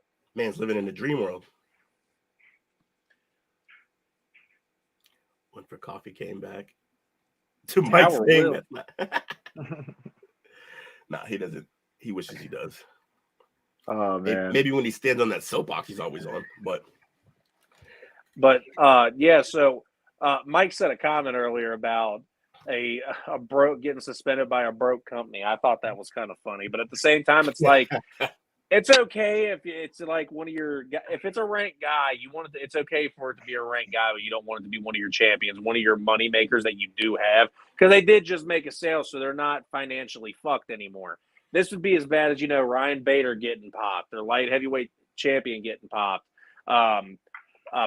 Patricia Pitbull getting popped. You don't want any of your champions that made it very tasty for PFL to buy you out for a reason getting popped with something like this. Having Usman Nurmagomedov getting popped like this is something that'll piss PFL off. So you need to make sure that you got all your ducks in a line and you have like a meeting of the people and say, all right, everybody, look, this just happened. We can't have this happen. We want this deal to stay. We want to get bought out. Coker wants out of this business. I don't know if he really wants out of this business or if he just said, I need to sell so I can get out of the hole I'm in. I don't know what the reasoning behind the sale was, but PFL wants certain guys. Not everyone in the company is getting picked up. I have no idea how many people that Bellator actually contract and have on contract, but I wouldn't be surprised if only 25 to 40% of them get contracted to PFL and stay, and that's 60 fighters losing jobs. So for it to be one of your champions to get popped like that, that's something that they don't need to happen to keep the deal going. Right. I don't know. If you ask me, bro, it's going to be an unpopular opinion. I'm actually all for steroids, really. Let him use! Shoot up all you want. Do the thing. What the fuck? Who cares? My thing is, if you look at like what's acceptable in this day and age, like, you know what I mean? Because you got people taking all sorts of hormones, changing genders, competing in sports. Like, why can't a biological male, for his health and longevity, especially in a career like that, take steroids? I feel like it just needs to be monitored and administered by a healthcare professional. You know what I mean? Like roids can't make you connect a punch. Yeah, you still gotta put in the work. You know what I mean? Like it's actually. It's funny that you said that because I was watching the Believe You Me podcast yesterday, and I swear to God, either Bisping or Smith said they should do that. I think it was Bisping, though, not Smith, because I think Smith could get fired for that. Yeah, because they use a bunch of substances that do some of this. He's right about this. Honestly, the only difference is the label that it's legal versus now that it's not. Also, there's a bunch of things that they're allowed to use that are just on the legal list versus the ban list. And some of them do the same shit. So you just get popped for using the wrong thing or that's on the ban list. It's just it's just something that they put on a list that they're saying no about. Yeah, I agree. Just let them fucking shoot up. Keep it regulated. Honestly, I wouldn't mind if they only let people use it to heal. So when right. For recovery. Fine. What's wrong with that? You want your fighters out there, don't you? Yeah. They gotta eat, you know what I mean? Yeah. What are you looking at? The problem is when there's like an unfair competitive balance, but I think if you're healing, you should be allowed to heal with it and then have a certain amount of window to get that out of you before you can fight again. Simple. Right. Leave the cheese alone. Yeah, this is the same people that are like banning this stuff are the same people who are like going to freaking like de-aging clinics, shooting up Botox, getting plastic surgery. It's like, I don't know. That's a whole nother conversation. I'm not trying to digress, but that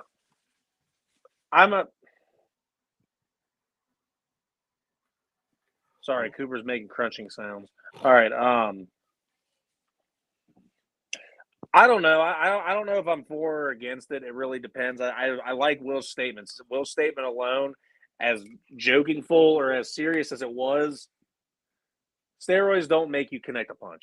That's all about your skill, your hand-eye coordination. It's not about the power that it puts within your body. I also like what Mike says about helping out the longevity of some of these guys' careers.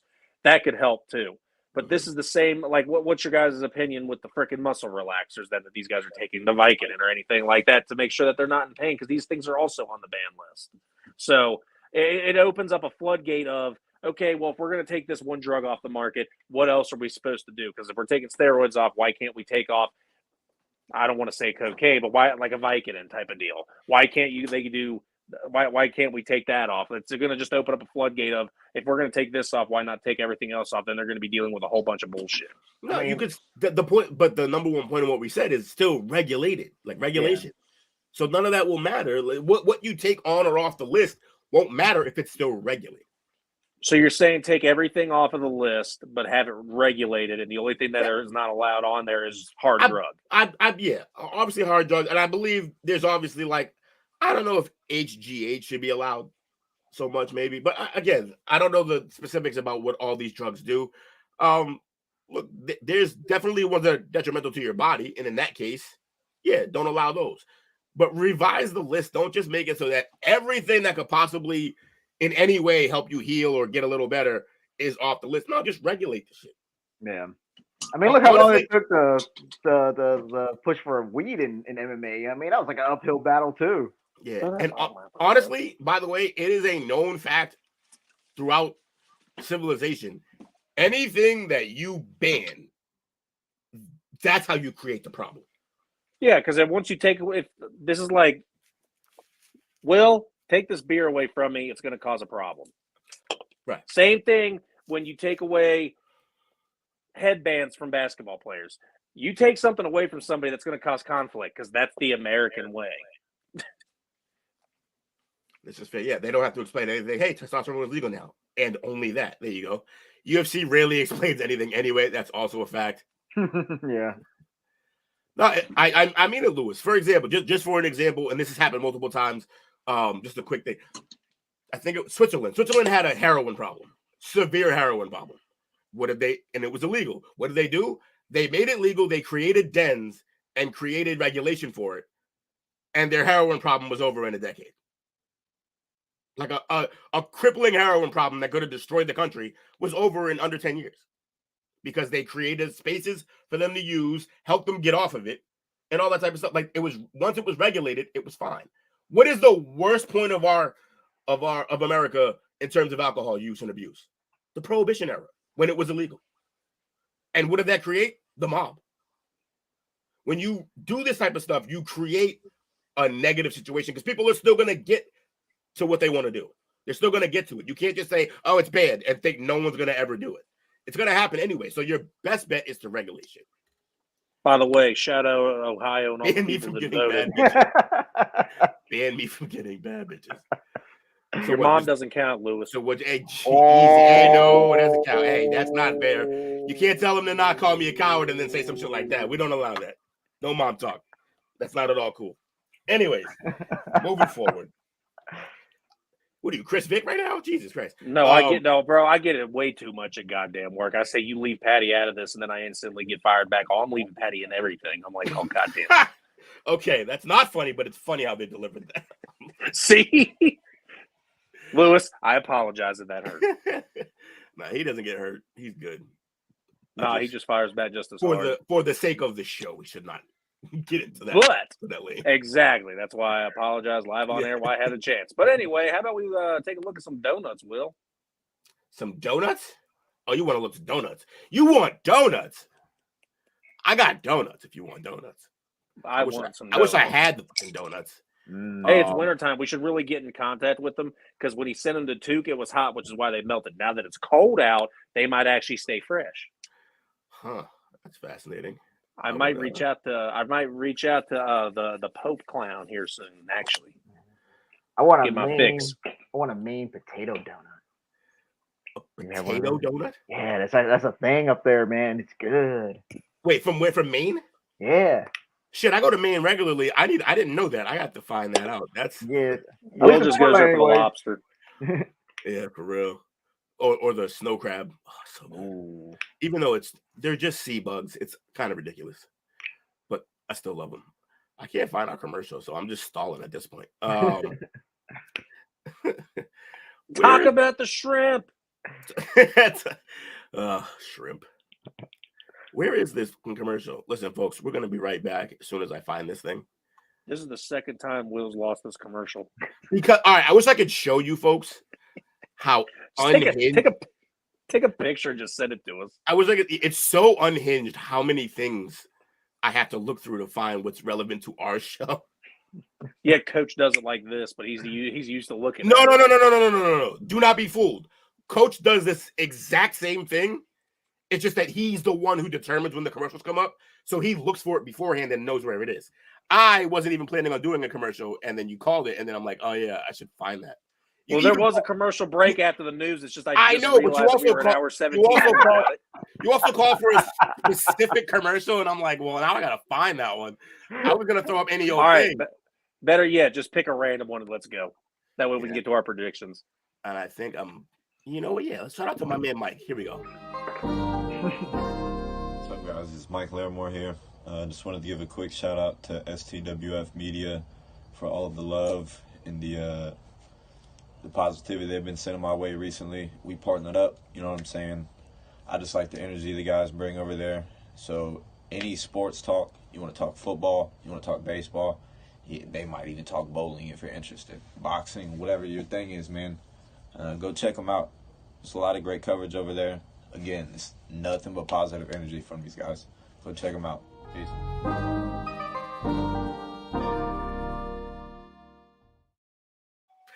And I found Little J's Donuts after I hit the button. So. Of course.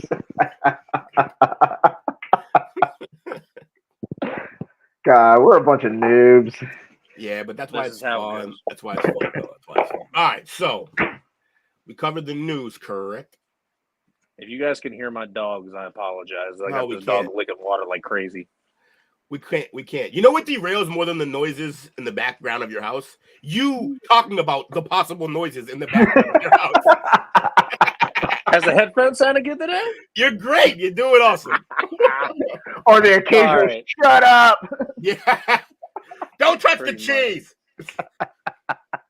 Rich, I love it. It's good. It shows you're a family man. It's the life of a parent, fellas. It's endearing. All right. So I think instead of breaking the card down, since we're already running an hour 20, I think we're just gonna go. Y'all got somewhere to be? We're gonna look right. No, I ain't got shit to be. I got till 7:30 till the Ohio State game comes on. So but here, instead of let's just have breaking fun. down, Nope, we're breaking I down. think we're gonna definitely go right into the predictions. But we're just gonna look at the main card, and then as soon as we look at these fighters' records, we're gonna give a prediction right after the fight we look at. Boo this man. No, okay, that's fine. So it's 295, correct? Ooh. All right, so we're skipping prelims, right? Let's just take a look at who these fights are, though. We're not going to go too in depth. Hold on. What? Put up that last comment. What last comment? Oh, I'm not even on the comment. What Lewis said.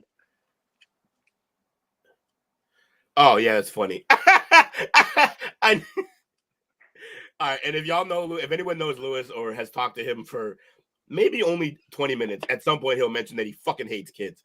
So I remember. So the fact that he was a stepdad it's impressive. He's like, for a week.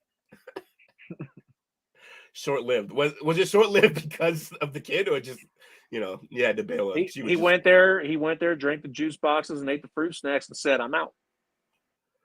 Wait, why does it seem like I'm like, why does it seem like they already have a result? That's because this fight is on.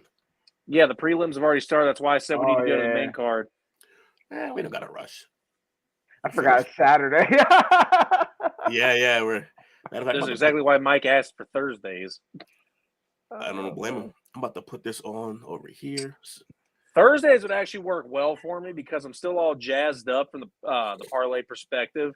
That on Thursdays, because I normally miss Monday and Tuesday, that I'm hyped for Thursday, and I'm like, damn, I wish we could do a show today. Imagine being all jazzed up for a show you don't join. No, I'm kidding. I am on the parlay perspective more than I am not. It's true. You guys gave me a lot of shit for that the other day, and I'm like, I've made a lot of picks. I've made at least 4 picks live. Well, it's just the ongoing joke. I don't think you have. But let's go. I know I have. We got the receipts, bro. Don't make me go back. All right, so in this fight, I'm going to go ahead and take Jamal Emmers. Oh, he already won. Exactly. So I had the event on. I had to look over, like, is he winning? And I'm like, no, he's not fighting. He already won. I wanted that joke so bad. That's why I looked real quick. Right now, we got Van versus Borjas. Yeah, he looked like one of them like hood Asians from like Southern California. Yeah. Hood Asians. He be in with the vatos. Is it because he's got tattoos? No, it's like also the look. Like the tattoos definitely help, but like it's the goatee, it's the whole lineup. He got a fade? Yes, I'm saying all of like the fade, like. Never mind, that dude's the Jackie Chan of the Bronx. All right. So you got this one. We'll just do it. We'll just run through all of them quickly. Just pick. I want the hood Asian. Yeah, I'm going with the hood Asian with the fuck attitude. I'm with it. Plus, this guy's hair is annoying me. Oh, he doesn't even have that hair anymore. I'm looking at him. He's bald now. Bro, he's from Peru. That's why I'm not taking him. Hey, that's mean and racist. Yeah, that's mean as hell. Peruvians. I don't even know anyone from Peru. That doesn't mean you don't. Is that the standard? Like, if I don't know someone from there, then fuck them. Like, well, then I'd pick Canadians for everything because I know Sean Sliva. Sliva's weird ass. Costanza. Oh, damn. Yeah, Costanza. My brain kept wanting to say Costanza. So I was like, George can't stand you. Castaneda versus Ho Kang. It's Kang. Kang. Yeah, I'm picking Kang. I like Kang. It's He Who Remains. I'm going with He Who Remains. Ho Kang the Conqueror.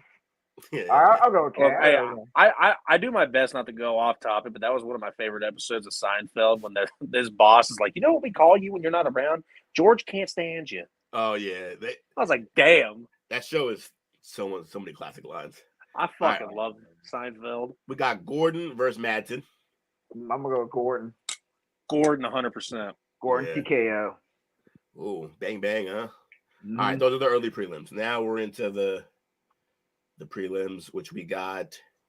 This is just the taters. We're not in the meat and potatoes yet. Nazim, anybody want to go for that last name? Sadiko. I can't see it. You can't see it? Nah, man, the other dude. Good luck. Oh yeah. Vishlikov Borshkishev. Will hit the control. Hit the control button and then you want us to roll the thing so I can get closer. Fine. I'm blind as a fucking bat. I can't see shit, but I'm also on my phone. It would appear that you are. You're the man. Okay. Oh, whoa, God, wait. late. Yeah, it got out of hand fast. You freaking Will said schwink. Yeah, for real, B. Y'all got this? You can see it now? Yes, I can see perfectly now. And we're on the long fight. Oh, no way. He's on this card. Oh, okay, so let's pick these right quick.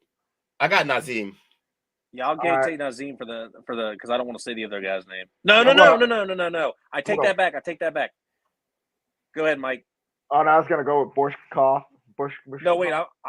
I'm going with him because that's Uriah Faber's next big dude at Alpha Male. Is that the one he called him Winterskloss? It's like or something like that. Yes. Huh. Let's go, Nazim. He's insane. All right. Anyway, all right. Roosevelt Roberts is look at these odds, though. This is hilarious. That is huge.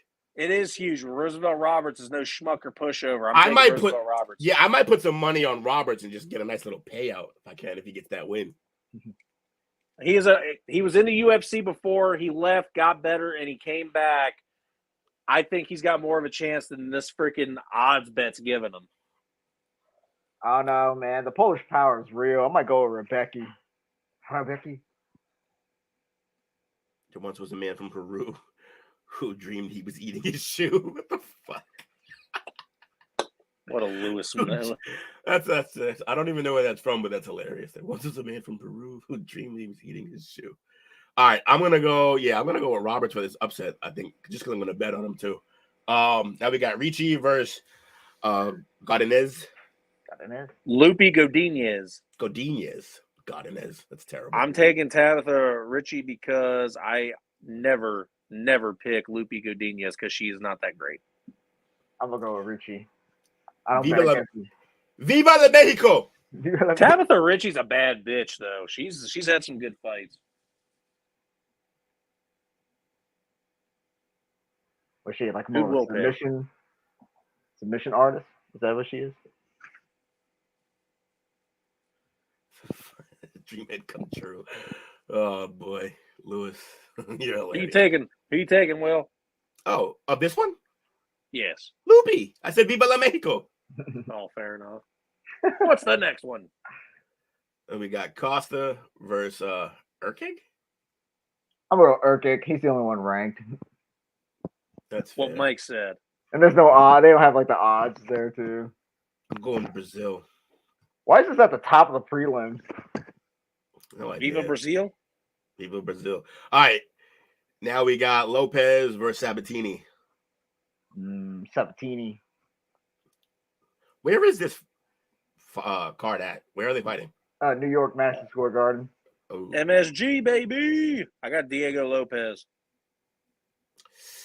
Whew, I gotta split whoa. Wait a minute. We got to name our bet. Oh, God, here we go. I remembered. We didn't remember last time, but Mike wasn't here anyway. We got to remember. We got to do our bet now. Well, my picks are going to change if we're betting. Huh?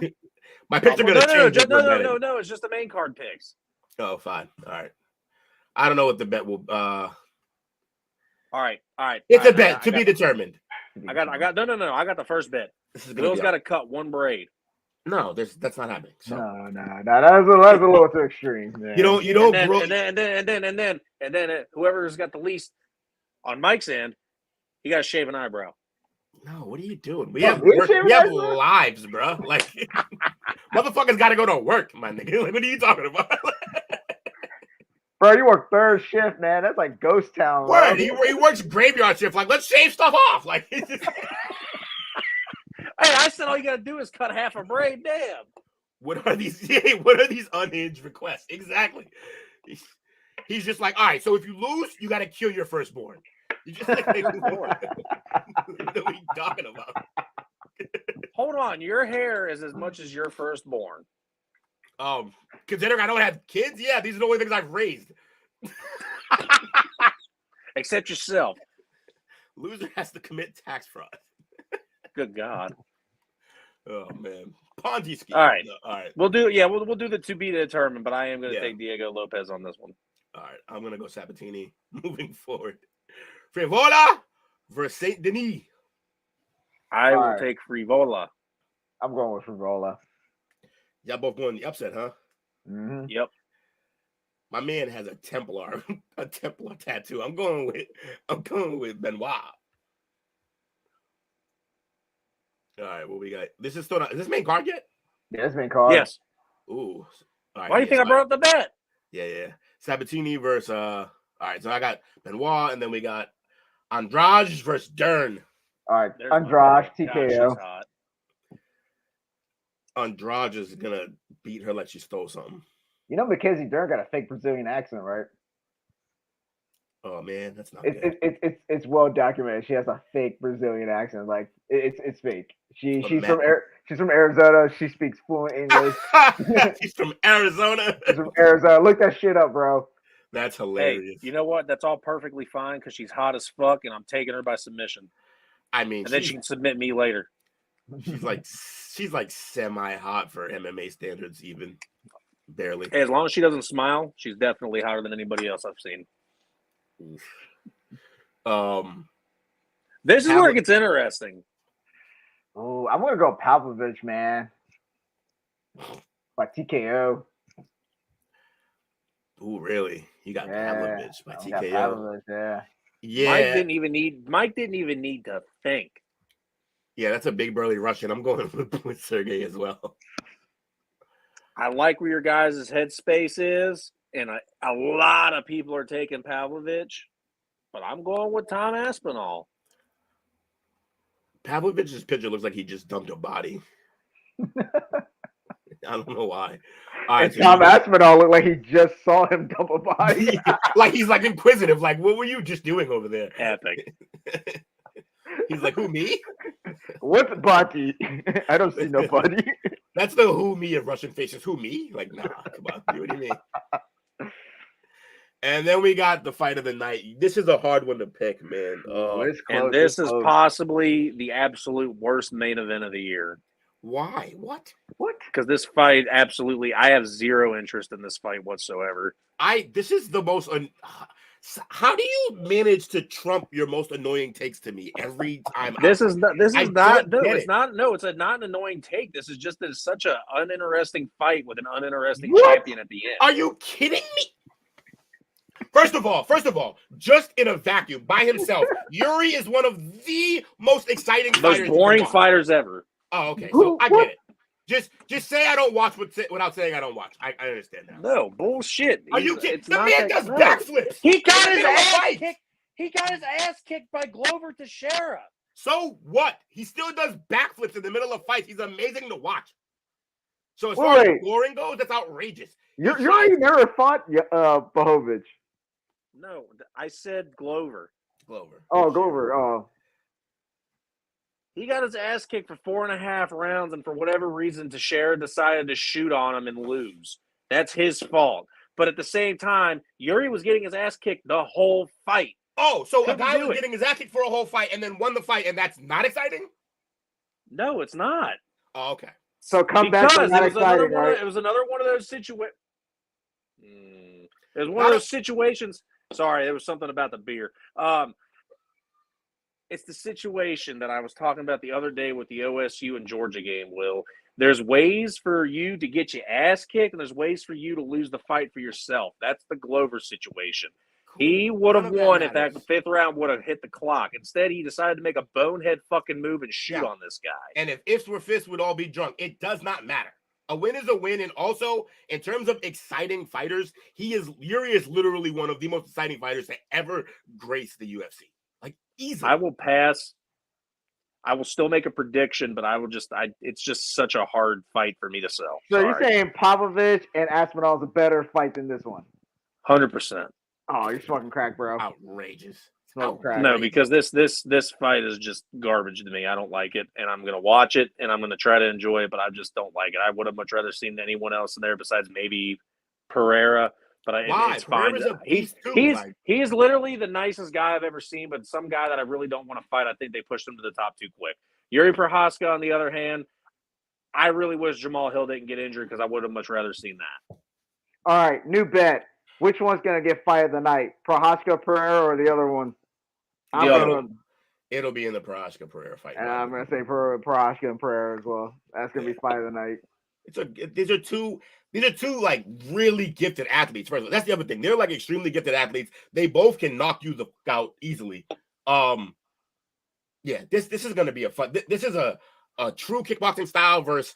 I don't even know what Yuri does. Like what his, Yuri is like the most unorthodox fighter I've seen. Yeah, he's super dynamic and he can't submit you. That's the other thing. He could do it. Do not look at me, and I will not look at you two and say I told you so when you guys are so disappointed in this fight. I won't be. That's the thing. If you're going into it already planning on being disappointed, I am just thinking these are two great fighters. I can't wait to see them fight. Also, I don't know how, like, again, I've never once watched a Yuri fight and wasn't entertained. Win, lose, or draw. I was always entertained in a Yuri fight. He's one of the most entertaining fighters out. I just don't understand how you could call him boring or that it's not, like, it's ridiculous. Same with Pereira. I'm not saying that Yuri's boring. I'm just saying this is the most uninteresting fight. Why? That I could see. Why? You know what it is? I know what it is. It comes back to your hate. You don't like either of these fighters. No, it has nothing to do with that. I respect it does. These fighters. See, that's the thing. Much. Everything you say has something to do with what you like or dislike. That's the difference. No, false. Because I know. Wait, if that was the truth, almost no objective points from you.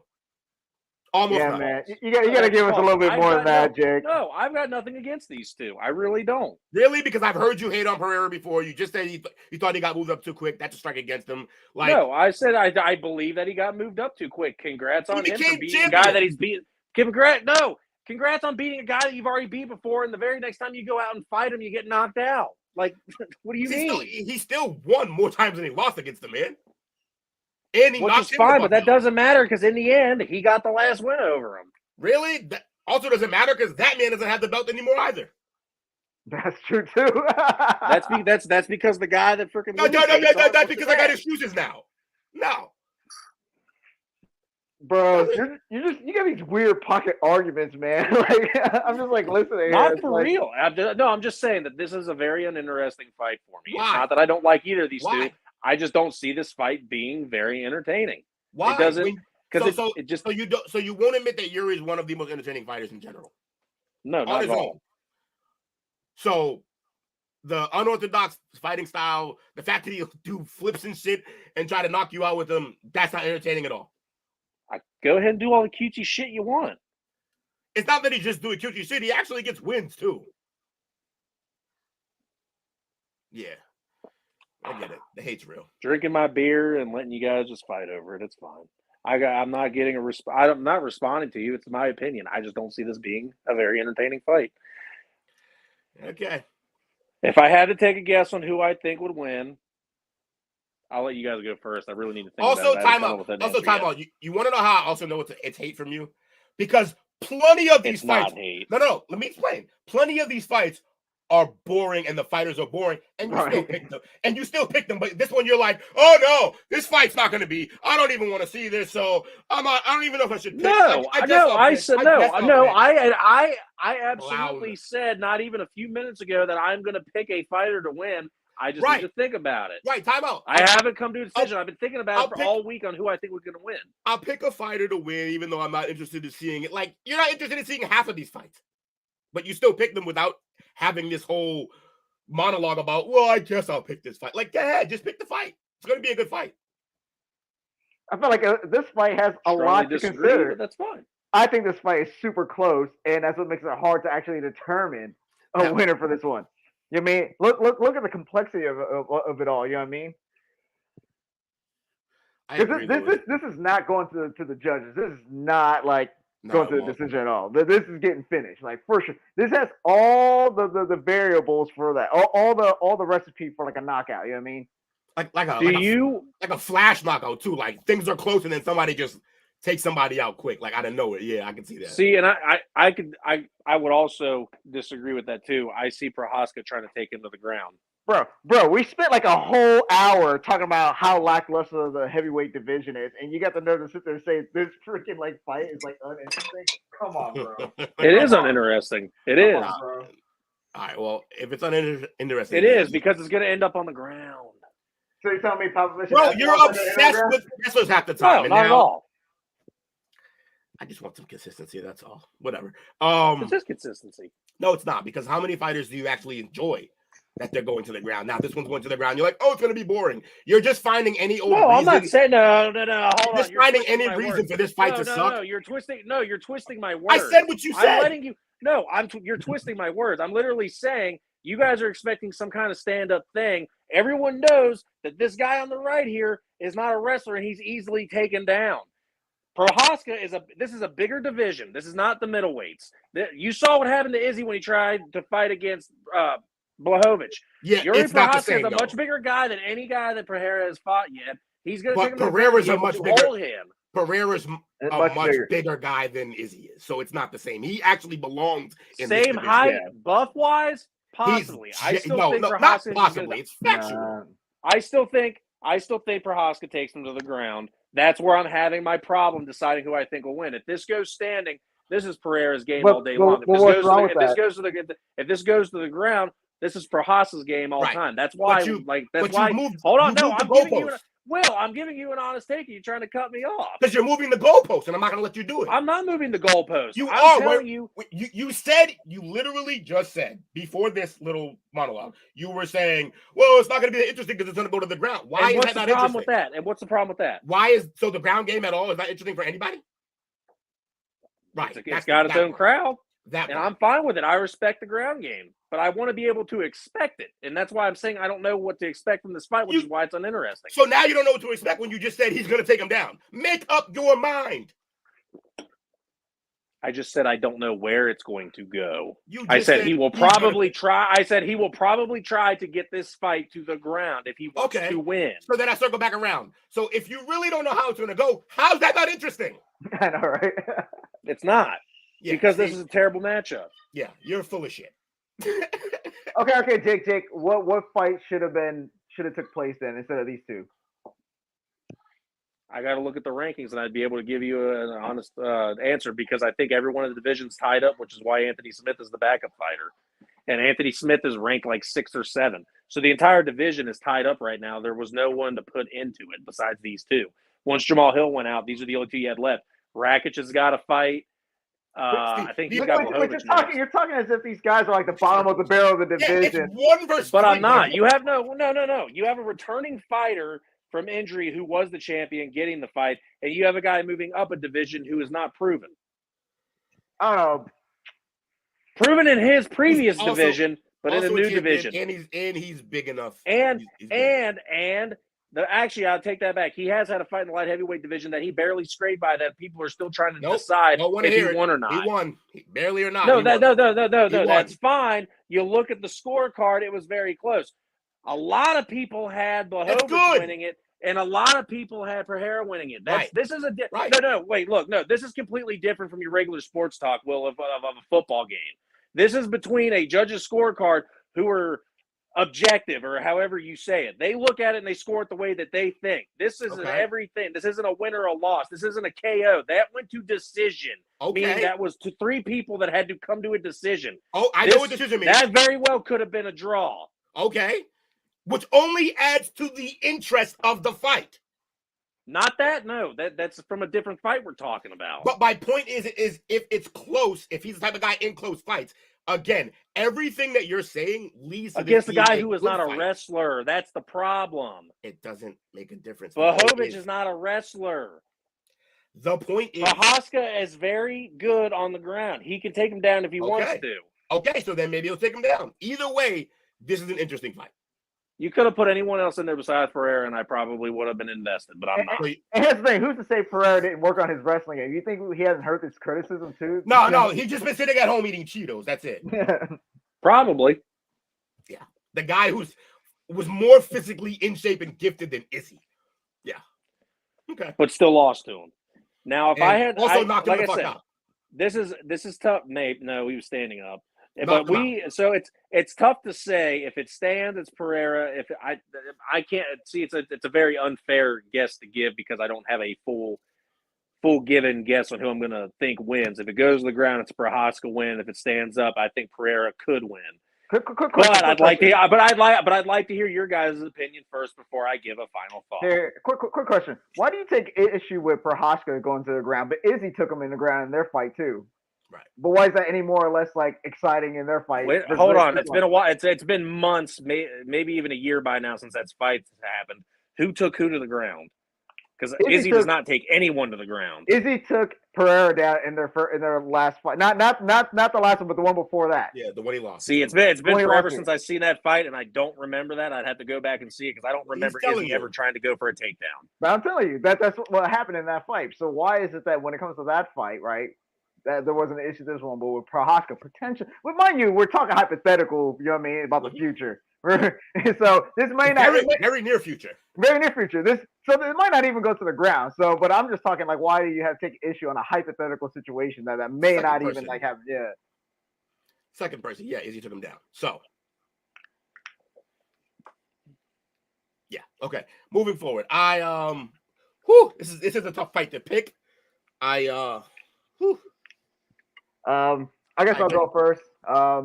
It's hard. It's really close. It's really close. You know what I mean? But I'm going to tip the scale slightly to Prochazka, only because he has a lot of range. He's very dynamic, as we said earlier, which I don't think is an issue. If anything, it's more of a plus. He has a decent like ground and submission game. That makes it even more exciting for me. Yeah, he's well-rounded. He's well-rounded, yeah. He's more striking base, obviously, but like he's not afraid to go to the ground either if it goes there. Pereira's he's a kickboxer, a powerful like a power-handed kickboxer. So if it does goes his way, it'll have to be like early on. But I don't know. I feel like Prochazka might take this one, man. He said, "Take Yuri, Will. Samurais never let you down." Is Yuri the Chechen? Is he a Chechen samurai? I didn't know. Yeah, he does a lot of shit with sword work. I was unaware. That's great. It's also kind of wild because I just noticed it when I looked at Pereira as the favorite in this. Not by much, but he is the favorite. Yeah, that's crazy. Yeah, that's crazy that he's a favorite, honestly. But yeah, because he's been more active. You know what I mean? I'm gonna go with Yuri in this just barely. I think the fact that he is more well-rounded means he can cater his game plan to work around the things that Pereira does well, and he has the ability to make that happen.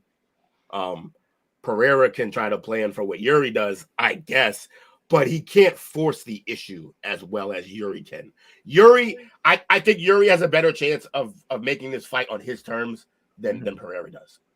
And because of that, I'll go with Yuri. It's going to be a close fight, I believe. I do predict a flash knockout somewhere in the second, maybe third.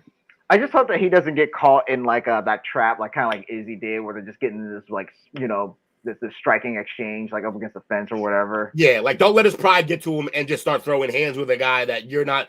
Yuri can strike, but he's not on Alex's level in terms of the kickboxing and stuff like that. So right. He should not try to win it that way. He might want to show the world that he can, and if he does, that could make the fight even more interesting. As uninterested as I am in this, I think that I think Yuri's gonna just absolutely bully him. I think this is a Yuri fight to lose. If he loses it, it's because he fucked up something. So I'm going Yuri. I hate when you do that, bro. It's so annoying. Honestly, this fight is so close. I don't see him bullying him at all. Like you didn't even try, bro, on that prediction, man. No, I did. I think it's a bully. I think Pereira is his to lose. If he loses, it'll be his fault. It doesn't matter whose fault it is. If he loses, he lost. End of story. This reason why people lose things is so ridiculous. No. Especially when it comes to decision. Just depends. Yeah. Anywho. Does not matter how you win or lose, as long as you win or lose. Unless it's like a disqualification. Those are weird. Or a draw. Like, yeah. Draw. This is another draw, man. That's the death of the division. I can't do draws, man. Like, it's terrible. It's so boring. That's boring. They need to do an overtime, man. They need to implement something. They got to do like another round overtime. What, like a one-time 3 minute, 6 minute, or 3 minute sixth round? Yeah, at least for championship fights, this should at least be an overtime round. It should be just kind of like college football, no draw. Yeah, I agree. Make him go for 2.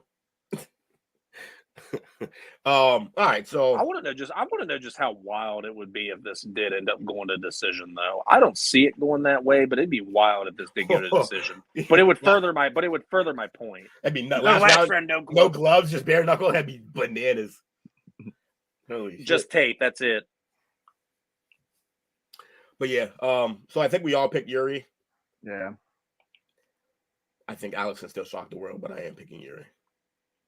But yeah, new bet. This fight is fight of the night. Not at all. No, that's I'm sitting on that bet. Yeah, can't wait to see. It's going to be tough between that and the Sergey one because they're both going to be great fights. Yeah, but I'm gonna go. I just think Yuri he's a better watch than any of the other fighters on this card. He will give you something to be like, oh, that fight it gives you something to remember every fight almost. So. Tell you what, how I definitely see it going with what Mike's saying. If it's not fight of the night, it would win KO of the night. And then if it won fight of the night, the Sergey and Aspinall would win KO of the night. That's how that's going to go. Because either way, depending – if this fight doesn't go to decision – Hearing voices? No, it's my kids. They're just being loud. And I'm losing my train of thought because I can't think over what they're doing. Unless that fight goes to decision, that's how I see the awards going out tonight. Unless something crazy happens in the prelims. With fight of the night or KO of the night, it's always it could be anybody, you know. So it's hard to pick those, but if Alex wins this, he's going to get performance of the night as well.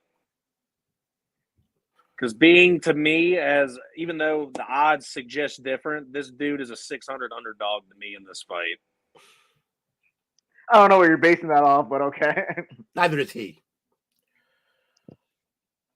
Because he's not an MMA fighter. He's a kickboxer. You need to be rounded. Hey, I mean, I got him to a championship. Was Khabib rounded? No. He got to that title fight because of the story.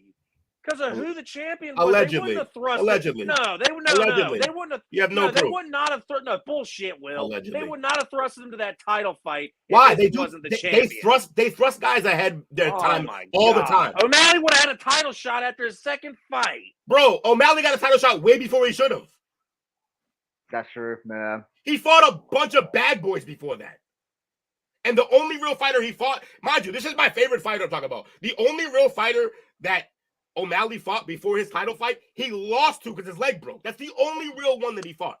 Bisping wouldn't have had to wait 15 years to get a title fight. You're talking about the case. Like, this is nuts. It is crazy that you think that the only reason he got catapulted to that is not because of his fighting skills. He got propelled to that because of the story, and Izzy ran through the division twice. Come on, man.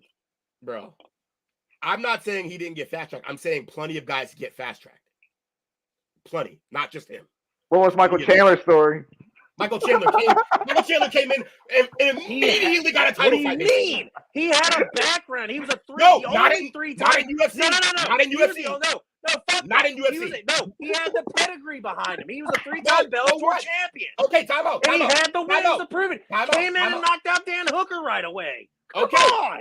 All right, so if you want to go by brought him in for that reason. Time out. If you want to go by that exact criteria, this man is one of the best kickboxers in the world, has won championships. Not MMA. Same thing for Chandler. He didn't win in the MMA before he got there. Yes, he did. He's a three-time Bellator champion. Not in UFC, in Bellator. Hey, mind you, three times. MMA, though, not doesn't matter. It's not in UFC. Yes, How do you get fast track?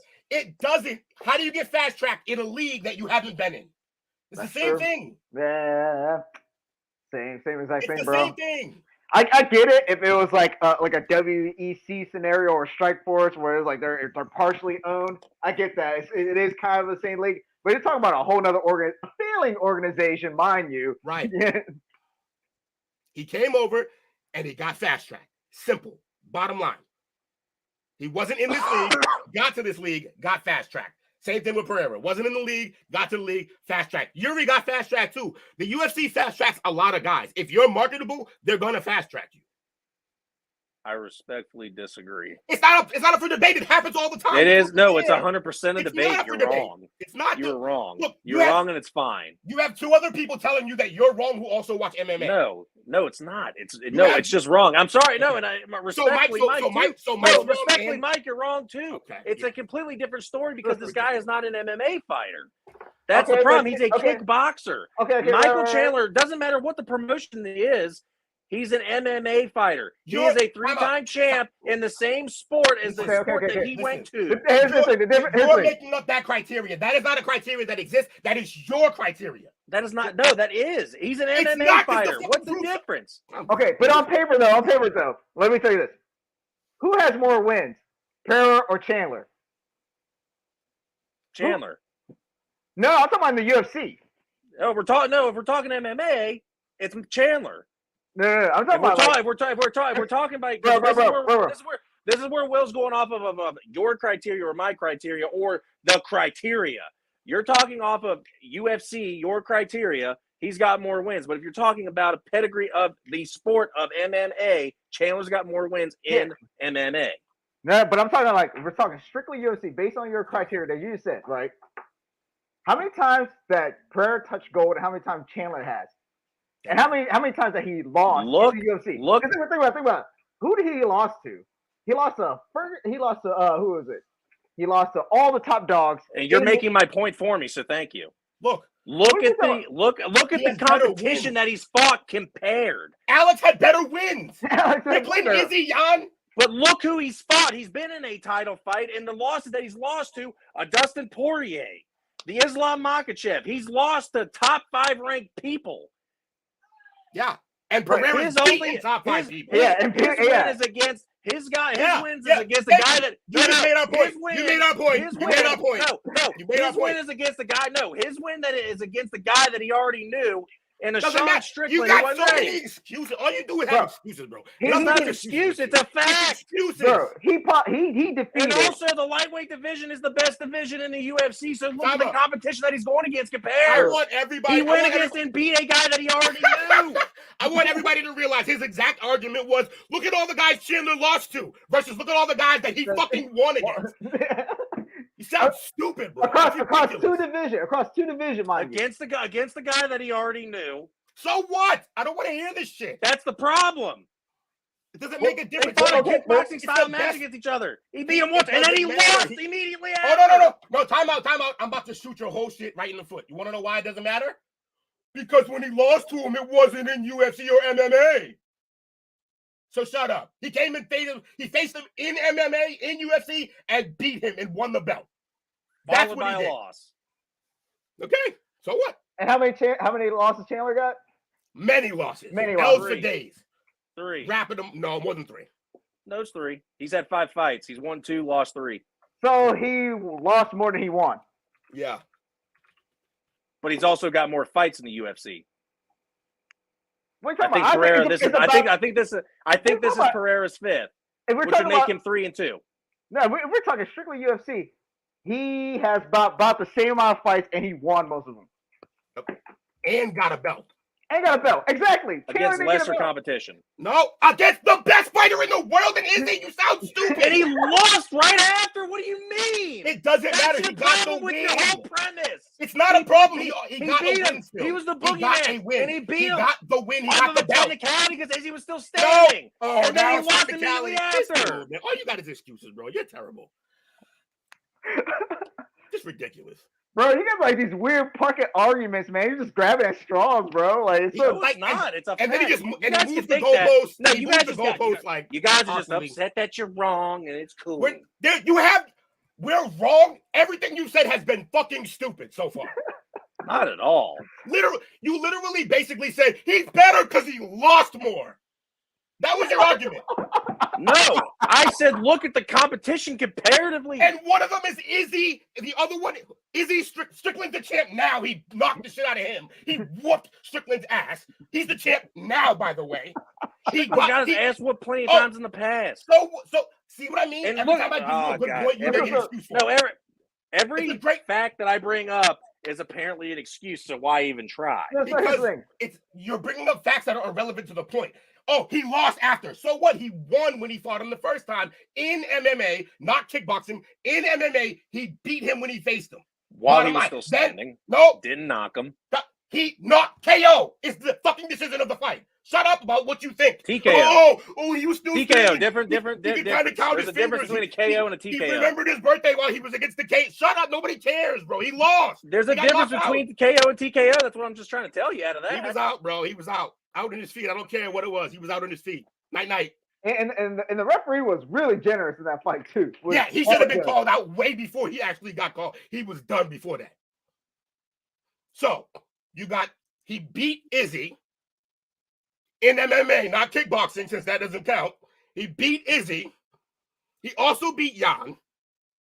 Like, what's the problem here? I don't understand it.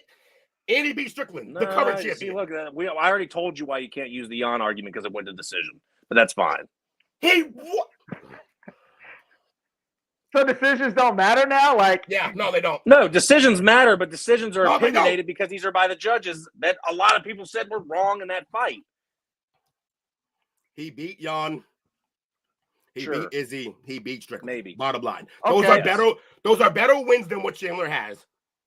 And his losses are honestly better as well. So you're telling me Khabib's decision? You tell me that Khabib's decision, a win doesn't matter over Eli Quinta? No, because he dominated him the whole fight. That was a dominant fight. It wasn't a close card. And Izzy got dominated too. Yeah, he did. Man, I love shows like these. These shows are the best. Well, it's easy to get there. Just say one of your dumbass points based on. But it's not a dumbass point. It's a legit thing. You literally just basically said Chandler basically had a better MMA career in UFC because of his losses. No, I said he had a better MMA. No. I said he had a better MMA career. I didn't say that he had a better UFC. Yes, stand. He had a better MMA career. But guess what? He's not. We're talking about the UFC. That's where he is right now, and his record there isn't great. He fought some good guys. He lost some. He's fought better competition. Yeah. No, he hasn't. No, yes, he has. We've just proved. Okay, so the light heavyweight division is shitty compared to the middleweight division, which is false. That's fine, except Izzy, Jan, and Strickland are all great fucking fights, and he won them all. And so are Dustin Poirier. So are struggling for a second one, and I'm missing the third one. Yeah, but again, your boy didn't beat any of them.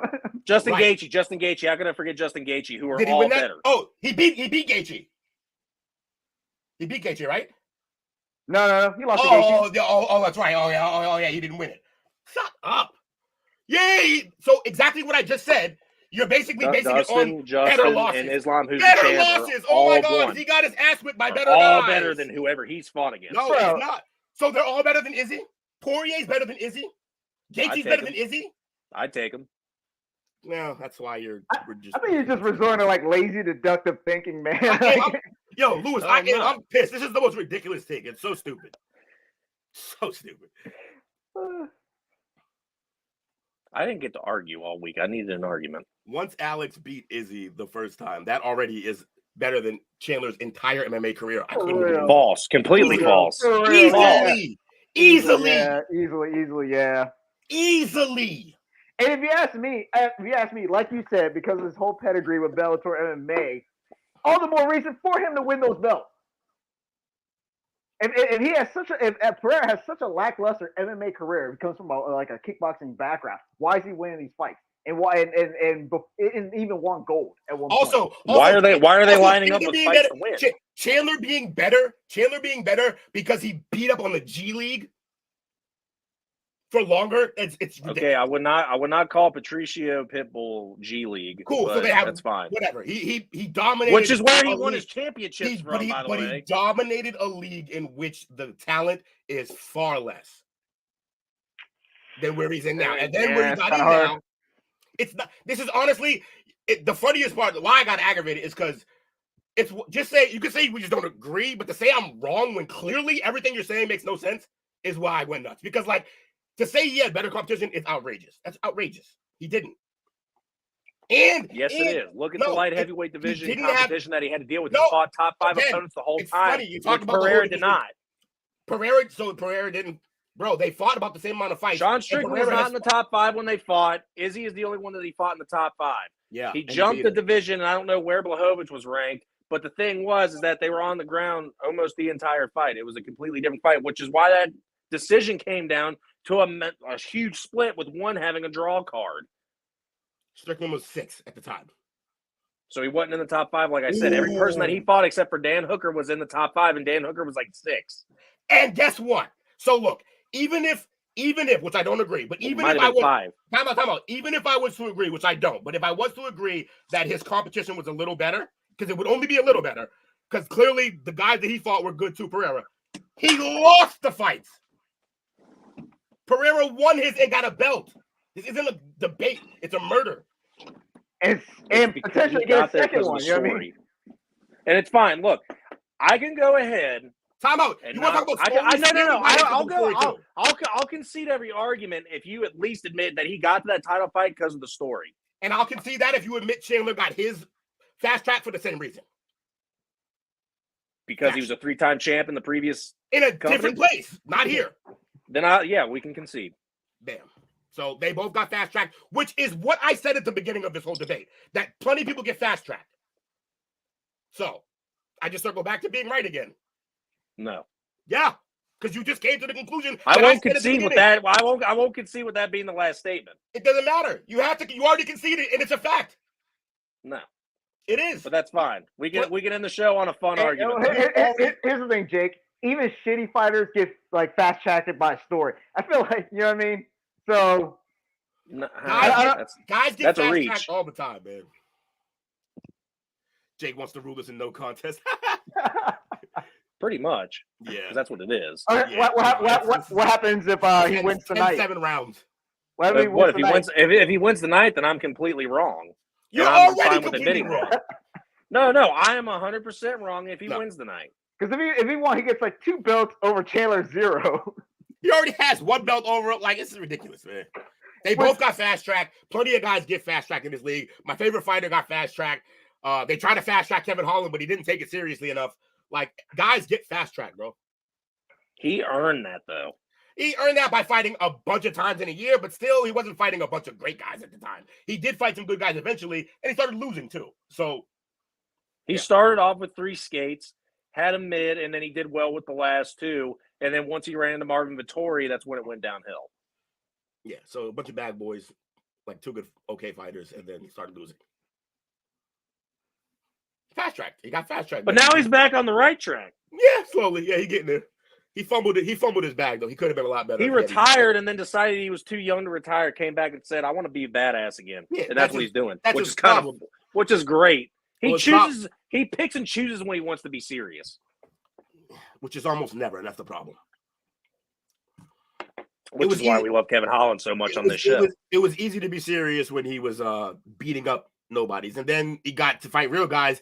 I almost think it's a coping mechanism where he just he acted like he wasn't being serious because I don't think he thought he could beat those guys.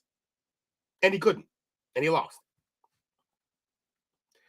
I think he had a serious chance against Vettori, though.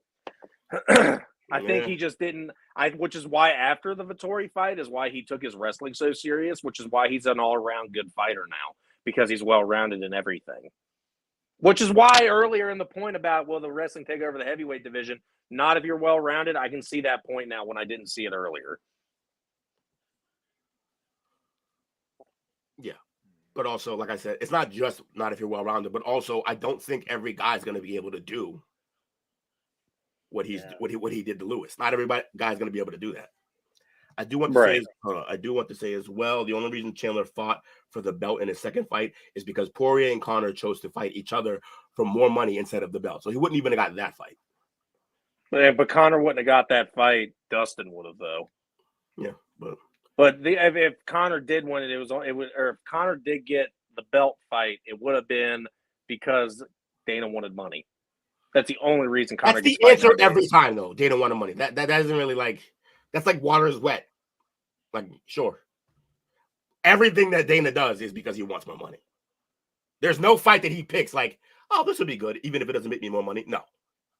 So it's no point even saying the Dana part, because that's all he ever wants. He'll make those money fights whenever he can.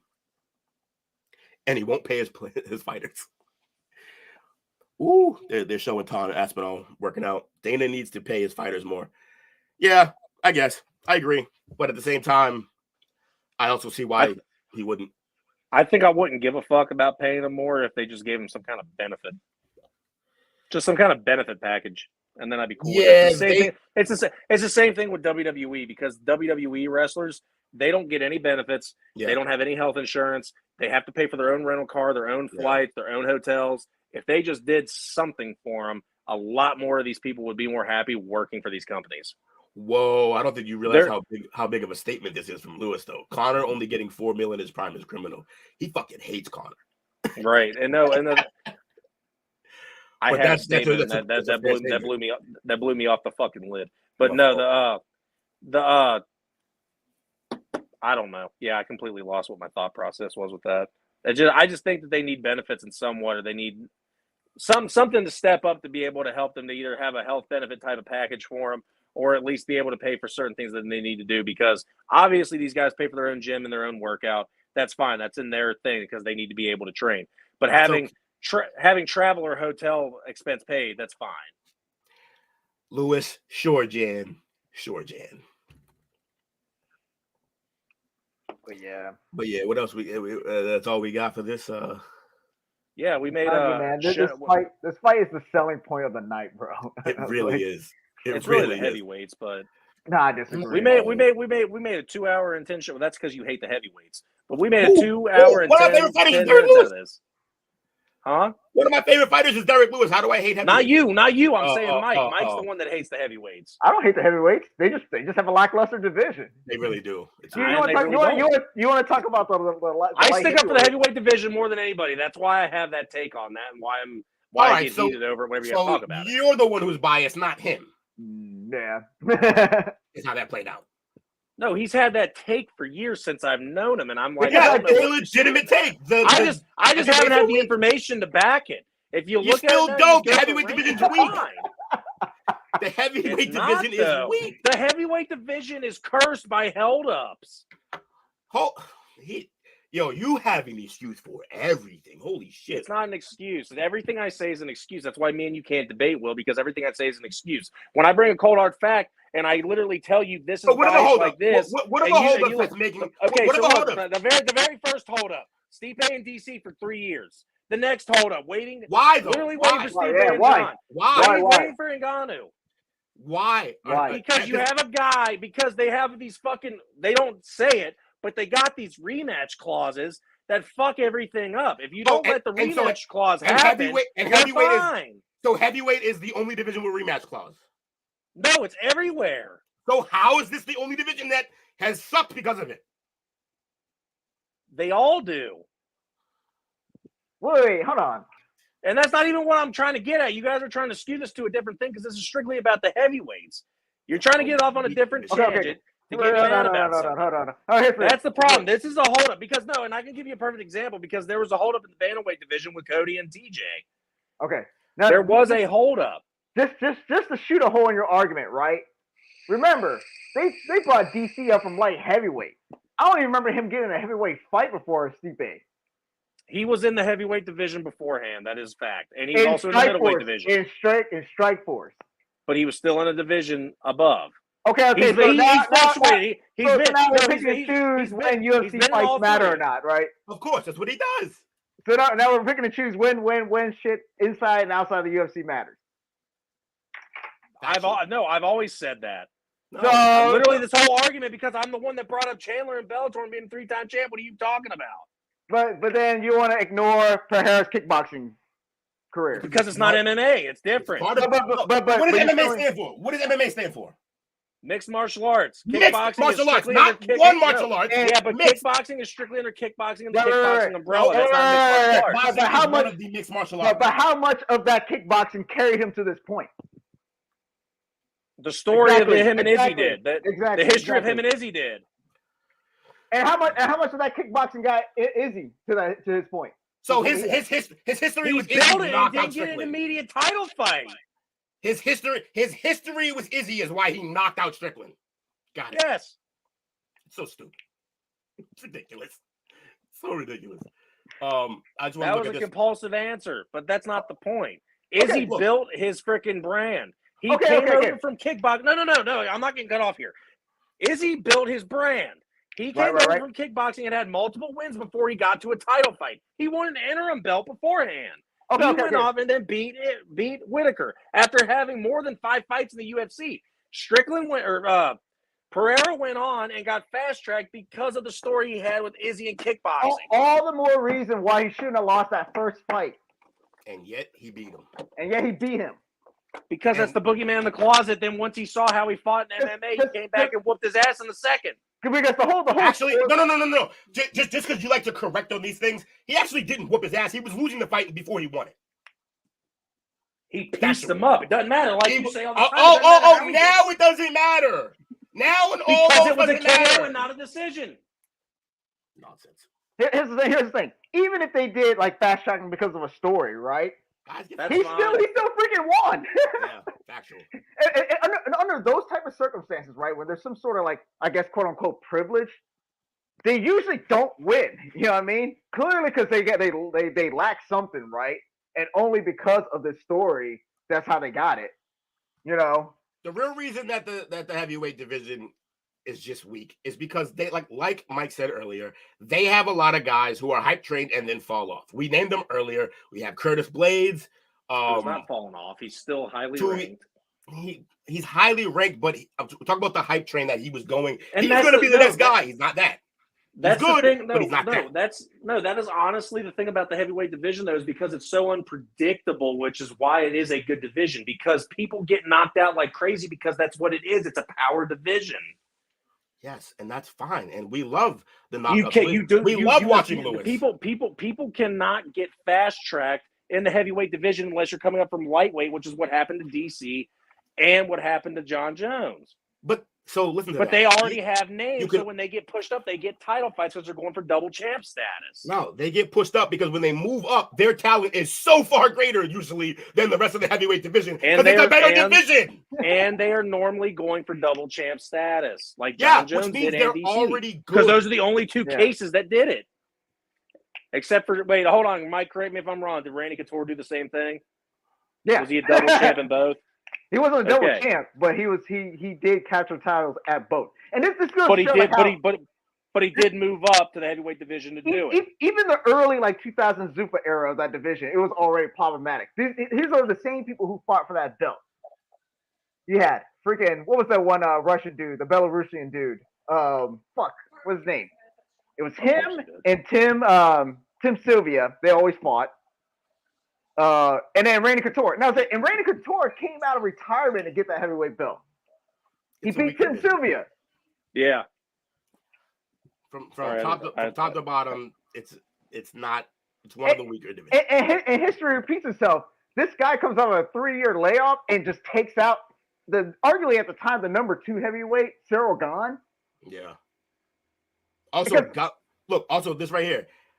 Heavyweight is the division that, yes, has power, but they are not skilled, which is why Gahn, with 4 years of training, surged to the top. Easily. And then Jones ran away from his division to go to heavyweight because it's easier there. I could say everybody but the 10th spot in that ranking thing all would have a chance to jump up and take the title at some point. Not right now, but at some point. I love Tui, but he's not well-rounded. He's very easy to beat. You talk about but again, the KO power is a difference maker because that can happen at any point, especially in that division. Right. So that makes the division exciting. It doesn't make it good, though. Okay, I can concede to that then. I'll concede to that and leave it alone. You talking about Pereira? No, that's why I picked. And again, that might help me with my point earlier on why I like the heavyweight fight more than the main event because it's more exciting. Bro, you're talking about Pereira shot unearned, but John Jones didn't have a heavyweight fight and capture that gold.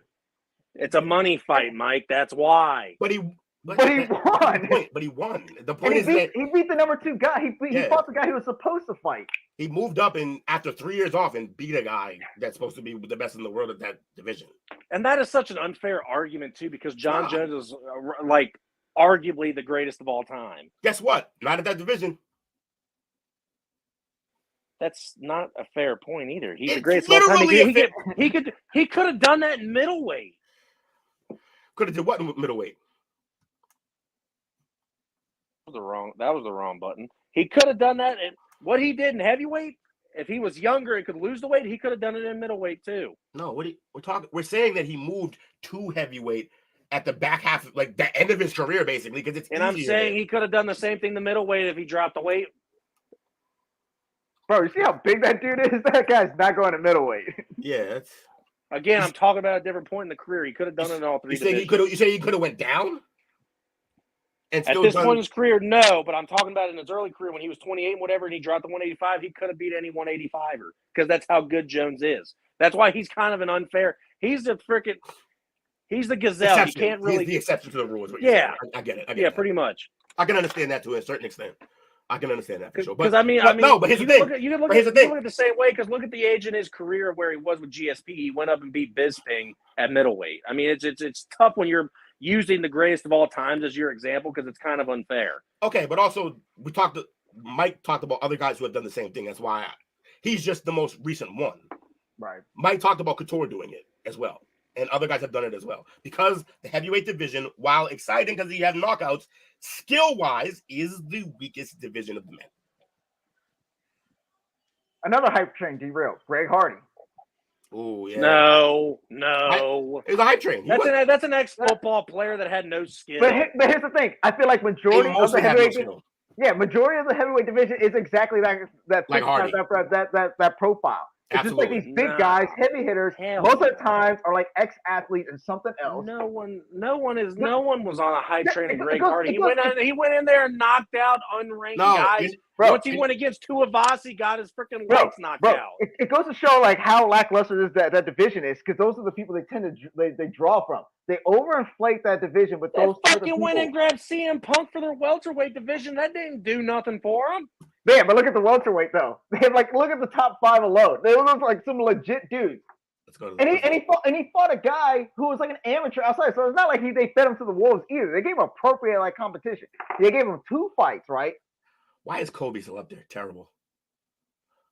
Kobe's got the next title fight. What do you mean? Yo, the number 12 guy in the welterweight is Kevin Holland. That's Michael Chiesa. It's a better division. And so is lightweight might be the best division, honestly. Lightweight's always been the best division. Why do you think I made my argument about Chandler? Yeah, but he still lost. Still lost. It's a better competition. Allegedly, yeah. Yeah, also middleweight's pretty good too. Jesus. I'd still say lightweight and welterweight. Let's go over to the heavyweight real quick. Let's go over. Heavyweight. We already did that. Heavyweight is riddled with a bunch of guys who are solid, but not overall great. They're just okay. Nothing special here. Cyril Gane's pretty good, but like we said earlier, the man barely trained and went to the top of his division. You can't use Alexander Volkov's knockout from Derrick Lewis against him because that's his only big loss that he's had. As much as I love Derrick Lewis, Derrick Lewis is another slacker. He's another slacker, you know what I mean, in that division. Another slacker, yeah. That's not an insult on my part. He's been pretty transparent. Matter of fact, he said it in an interview on record that he said, if I ever become champ, everybody in the division needs to quit because I suck. He also said that Lewis, right? He also said that he didn't even want to be champ at one point. And he's knocking fools out left and right. You know what I mean? Yeah. So I think heavyweight isn't the most well-rounded division. I think it has, and I'm not saying that either.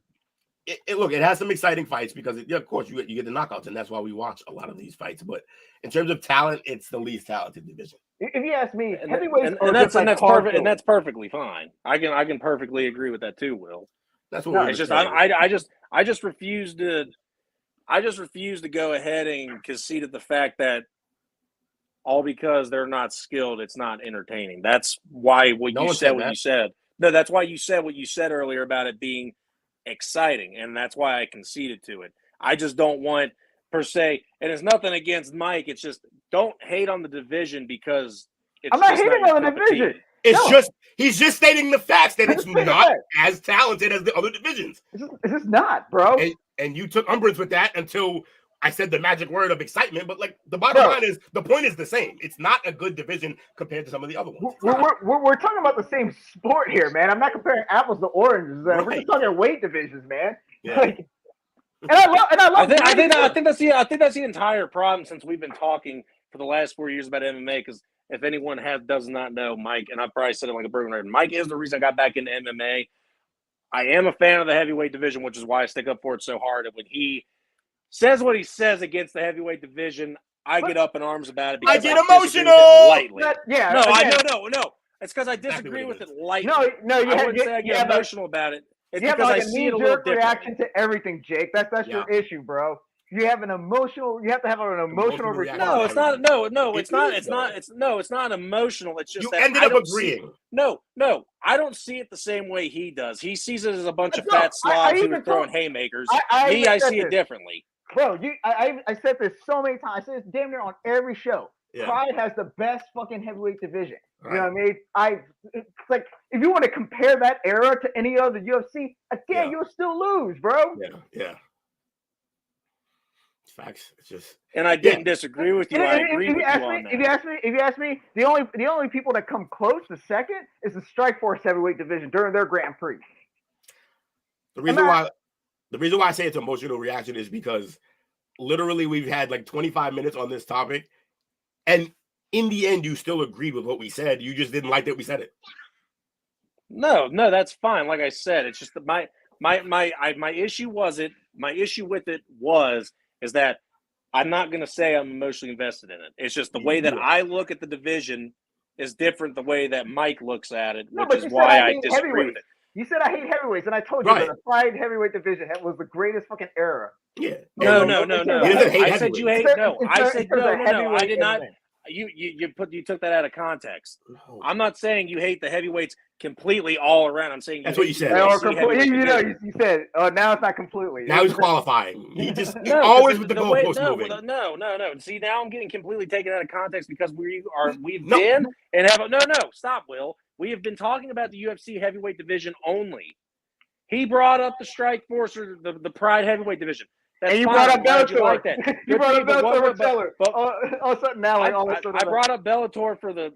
I don't know what this is turning into. This is turning into a bash fest, and it's starting to piss me off because that's not what this is supposed to be about. This is over what Mike was saying about the UFC heavyweights. This is why I said that the argument and the reason that I had against it is that, in my opinion, the way that I view what Mike's thinking about the UFC heavyweight division and has always thought about the heavyweight division is that they're fat slobs that throw haymakers. In my opinion, I think that there is a little bit more of a technical side to it, which is why we started off with, is Jailton Almeida good for this division? Is he bringing the wave of wrestling into the division, which is why you have guys like Aspinall, who's going to bring a different form other than power against Sergey Pavlovich's power, which is why I think it's a more entertaining fight that we should all watch. Hey, did you know why I brought up Pride and Strikeforce? Because they were both eventually Zuffa owned. They're both super. I count that era as part of the UFC, history. Same thing as I look the same way at the WEC bantamweight, featherweight, and lightweight division as part of the same continuity of the UFC history of that brand. That's why I brought those other organizations up. So to sit there and say you can't dismiss like WEC, you know what I mean? That, by the way, most of the talents that occupied both the featherweight, the bantamweight, and the lightweight comes from that division. And you can say the same thing. You can say the same thing, like you said. And I will give credit. During that there was a brief period. There was like this Kane Brock era. Again, who did all those heavyweights come from? Strikeforce, because they started getting filled up with Alistair Overeem, Daniel Cormier, Fabricio Verdum. You know what I mean? Yeah. Mm-hmm. The only person they could never, for some reason, couldn't score was just Fedor. That was it. Right. Oh, I wish they had got him. And then for whatever reason, he moved on over to Bellator. But that was at the later stages of his career. Right. But again, I don't hate the heavyweight division. For some weird fucking reason, if anything, I'm mad at the UFC for not investing more into it. Agreed. And I can agree with that too. If anything, for some whatever reason. If you look at all the past pay-per-view cards, they very, very seldom do they take up the card. I mean, there may be one or two like heavyweight fights at most. You know what I mean? And they should be one of your money crops. And sometimes they don't even take up the card at all. I've seen cards that don't have like a single heavyweight fight. They'll get thrown down in the early prelims. Exactly. So I don't hate the heavyweights. You know what I mean? I'm just speaking the truth. I'm just basing this off of data, bro. I'm not having you're pissed off that they're not using them more because they should be. No, I'm just basing this off of data, bro. Yeah. I'm basing this off of information. I'm a bit of an academic, man. I got that's how I look at it. Not how we feel today. Don't get me wrong. If it was based off of emotions, I want Korean Zombie to fucking be champ. I want Jorge Masvidal to be champ. You know what I mean? Yeah. But if I had to put my money on shit, I have to go with the other, the opposite. You know what I mean? Well, unless it's Cody Garbrandt, I don't put my emotion into anything either. You put your emotion in him all the time. Everything. And that dude's getting knocked out like 4 fights in a row. What are you talking about? No, that's exactly why I still I don't give a fuck. He's still my favorite bantamweight. Let's go. He's winning the next fight. I say it every time. I don't care. I'm emotionally invested in Garbrandt. I love a lot of fighters too, but I don't want them to be punch drunk. Yeah. I was one of the people to say Korean Zombie needs to hang it up. You know what I mean? He should have been hanging up. But there's the only difference is that I agree with you. Korean Zombie should have hung it up. But there's an age difference there. Me and you both agreed, like, hey, Cody needs to take a break. He needs to take like a 2-year layoff, get his shit straight, get his stuff fixed, and then maybe he can come back and do fine. He's ranked again. No, bro, you're like egging him on. Every time he shows us like Cody Garbrandt, this and Cody Garbrandt that. You know what I mean? Me, I'm like, oh yeah, Korean Zombie need to chill out. But like, you don't want you want Cody Garbrandt to be brain dead, bro.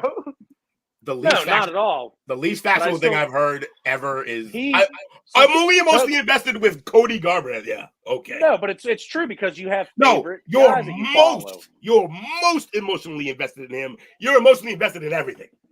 Because you have favorite players. You have favorite players on teams. Well, you felt the same way. Yes, I don't know if you felt the same way about Tebow, but the thing is you feel certain way about certain players that you see. Like my favorite player of all time. No, hold on. I don't let it dictate though. My favorite player of all time is Julian Edelman. When he got that last knee injury, I said it's time for him to hang it up. I don't want to see it. Okay. And bro, here's the thing. Here's another fight too. I'm gonna call your boy Garbrandt. I think that even though he won the fight, the Cruz fight, that was like an undeserved title shot. Because who did he beat leading up to Cruz? And he didn't even retain the title, and he's been on a losing streak since.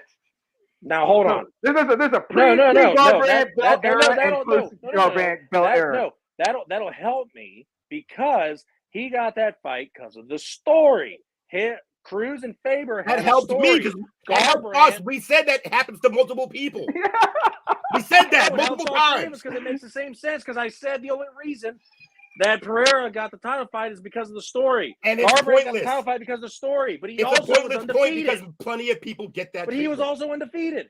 Plenty of people get that treatment. That's what we said the whole time we were having that debate. That plenty of people get that treatment, and now we find out even your guy got that treatment. Because here's the thing: you have to look at it from a business aspect, right? It's an investment, bro. It's an investment, and it's a gamble. These things are an investment and it's a gamble, and it pays off, bro. Like Conor McGregor. Conor McGregor was the case too. According to them, they're private contractors. That's what the bigwigs say in the companies. They're all private contractors, which is why they don't get benefits. All this shit is like a formality, man. Jorge. I think I've gotten Mike so worked up that no matter what I say, he's gonna get pissed off at what I say. So I'm cool on the rest of the conversation. Because I'm basing it on something, man. On something. No, and it's fine. And I base mine off of something too. Yes. No. It doesn't matter if it doesn't matter right or wrong. Feelings. Yours are warm fuzzies. That is the point. That is the point of our platform. Is that it's all opinion based. Some stuff there's booked facts for it. Like Will likes to use booked facts, but everything else that we give about. Okay, so I say John Jones is the greatest of all time. You might say it's George St. Pierre. It's an opinion-based thing. They both have great careers. It's up to whoever to decide who the GOAT is or on the Mount Rushmore at the end of the day. I agree that it's all opinion. I agree that it's all opinion when we do this. However, there's informed opinions and emotional ones, and a lot of yours are emotional. I highly disagree, and that's fine. It's fine. But anyone else watching and listening will tell you the same thing. And that's fine. That's why they tune in. That's why I'm the villain, and that's why we have a great podcast and a great team. That's why it's ELE. Everybody loves everybody. Honestly, you know what? I switched my pick, man. I'm going with Pereira. I hope he gets that belt. Just to rub it. Seriously. I'm rooting so hard for him now. I told you. I just said that I have Mike so worked up and so pissed off that he did that right at the end. Why would you be proud of that? He's annoyed because you're saying dumb shit. After we literally all buried the hatchet, he still has to get one last dig in. No, I don't blame him. That's how infuriating the things you have been saying are today. Oh, man. That's why this is happening. I understand exactly where Mike is coming from because everything. And now I really hope that the fight's boring as fuck and Prohaska takes him to the ground and dominates him the whole time. I'll match that energy, Mike. Hey, that won't be boring. Only boring to you, a fair weather fan. Very false. But just to prove my point, I'll take it. You go on and on about heavyweight knockouts. There have been plenty of heavyweight ground fighting too. Heavyweight takedowns. Mm-hmm. Miocic, Cormier. I respect Khabib's game. Boys. I respect Khabib's game. No one appreciates where the wrestling aspect comes. But there's a difference between what Adesanya and Blachowicz did together and what Khabib does to other fighters when he was fighting. There's a difference. There's a boring ground game and there's a regular ground game when you're making transitions and getting submissions. Not because you're just trying to keep a guy down because you know you can't fight with him up top. Oh, I agree. Just laying on a guy is boring. Yeah, just laying on a guy and not advancing and doing. Because that's what Blachowicz did to Adesanya, bro. Right, and that's boring, and no one is denying that. But what Khabib did to all his opponents, that's entertaining. Choking out Conor was the greatest thing. Me and Mike watched that live together. I agree. That was great. And I'm not talking about the theatrics afterwards. I'm talking about the transitions and the sub game. That's where I think you're thinking I'm fucked up. No, you're arguing something that no one is arguing right now. You realize that? Yeah, nobody wasn't talking about that, bro. You're arguing with yourself. No, you literally. Never mind. What was say? Now you're trying to rework me up, and I'm not falling for your tricks. Well, you're baiting. I just want shit to make sense. Bro, no, you're baiting me again. That's the other thing that's like infuriating, dude. Bro, you like drop the ball and you like take off. You like turn belly and then run off, bro. Whenever somebody makes a point, stand on it. At least have some like conviction, bro, man. I did. No, Will said that I'm calling out saying that the ground game's boring. Every single point that Will makes tonight, No. Will said that I'm against the ground game, and I literally just called it bullshit. And I just said, no, I'm the one that sticks up for the ground game and the wrestling. But I need something that's not laying on top of someone. He disagreed with me. You're trashing Prohaska for a hypothetical situation, right? Mind you, this fight hasn't taken place yet. And you're drilling him on something he technically hasn't even done yet. You know what I mean? I'm not drilling him. I'm making an assumption of what I think is going to happen. I think he's going to do the Jan Blachowicz way. So an assumption is not an informed opinion either. An assumption, and you're basing that assumption off on a completely different fighter in a completely different fight. Yeah. So I'm not allowed to make a guess. Is what you're trying to tell me. But it's what you're calling it. Like, you could just like guess, but like the way you approach things as if. So I'm not allowed to think a fight. So I'm not allowed to think that a fight's going to be unnecessary. No. That's what I'm getting at. Because I disagree and think a different way. That's what you guys are against. No, it's not that. That's what it's looking like. No, because you're dismissing these other things that are also completely true too, and you're not taking that in consideration.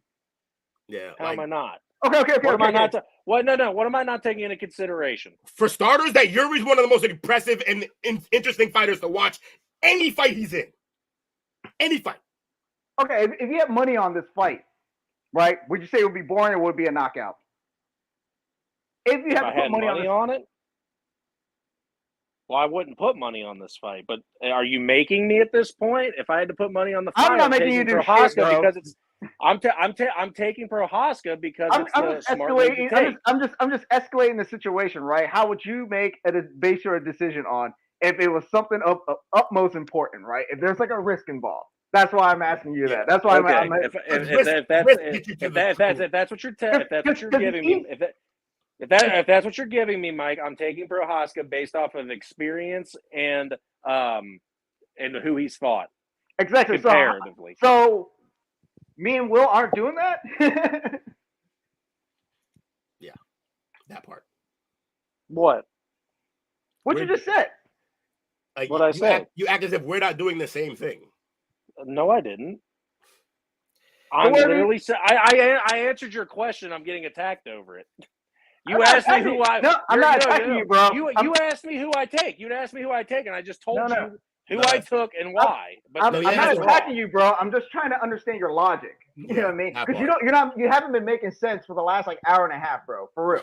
That's completely false. You guys just can't stand that someone else has an opinion. You haven't made like a cohesive argument this entire time. You've been going on these like weird ass. As soon as I said that this fight would be, this is funny. This is what's funny to me is that as soon as I said that this fight was uninteresting, you guys have just been saying he's wrong no matter what. You guys don't hear my point. Everything and anything that I said, even when we've agreed to disagree and went to the conceding part, you still bury it on because you're getting aggravated over. No, we're not aggravated. Bro. If you can't take the opinion, then what's the issue? No, I don't get it. There's no point of arguing. Why? We're asking why, and the whys to your. This is what it says. So you're saying that you're objective and that you're not viewing things with emotion. But then when we ask you why this is, why you thought this fight would be boring, you're just like, oh, he's gonna take him to the ground. Then we're like, oh, so ground game. This is how the timeline went. Then we're like, so wait, the ground game is boring. I thought the words I used for it were clear enough and were fine enough for it. The opinion without reasoning is the issue. No, that's cool. You can think that. That's easy. I just said. What do you mean? You can think that. We're telling you this is what our problem is. Bro, you're losing me, man. Because we didn't attack you, bro. We asked you why. We asked you plenty of questions, bro. And I gave you every answer from it. And I said that not only am I not, and you can take this, and I know exactly as soon as I say this, you guys are going to say that that's a personal thing. I am not invested in the fight. I don't know who will win it because no one does. I said, this is how I think it's going to go. Someone's going to try to stand. Someone's going to try to get him down because this happened in a previous way. And I'm taking it off of an assumption from a previous fight. I don't see the issue with that. But again, you've been telling us this whole time you're basing this off of like an informed opinion, though. But again, you keep saying it's an assumption. Like assumption. An assumption and an opinion are close to the same thing. No, an assumption is lazy deductive thinking, bro. That's what it is. I wouldn't think that, but I appreciate you calling me lazy. Why do you think there's a phrase out there that if you assume, you make an ass out of you and me? Why does that exist? Because assuming is usually based on not good information. And the reason why I said that too, again, going back to the the assumptions coming off of a previous fight from a guy that's the same exact fighter as him, whether they be better or not be better than him, on why they're going to attack a kick. I'm talking about a kickboxer. Let's just talk kickboxer. How now we want to talk kickboxing. No, we're talking Adesanya, since we have to say names here. A kickboxer Adesanya went up to the heavyweight division and lost this way. These guys are both kickboxers. Doesn't matter who's better than who. They are both kickboxers going up a division against stronger guys. My assumption is that they are going to be going against a much bigger guy who has to cut weight, who's going to get bigger by then. I understand that. I understand that Pereira is a bigger middleweight, but he's not going to be bigger than Prohaska. That's not going to be bigger than Prohaska. He's going to be close. They're basically kind of the same body type. No bullshit. They're really close. Like Pereira was big for the division he was in. He was cutting like 15 to 20 to get there, which means he walks around as a much bigger fighter. Right. But then, but at the same time, not the same for Izzy, and Izzy wouldn't put the weight on. He purposely didn't put the weight on. So the Izzy situation. No, he did not put weight on, but he did not lose weight either. When he weighed into that fight, he was like 198. So he was not. He was 185. Yes, he was. No, he was not. You're wrong. Go look it up. He literally fought at 185. He fought at 185. Go look it up. I don't have to. He fought at 185. That's what he did. Because it was a whole thing. He said it. I don't feel the need to move up. I'll lose speed. I don't care what he weighed at. He fought at 185. Everyone knows that.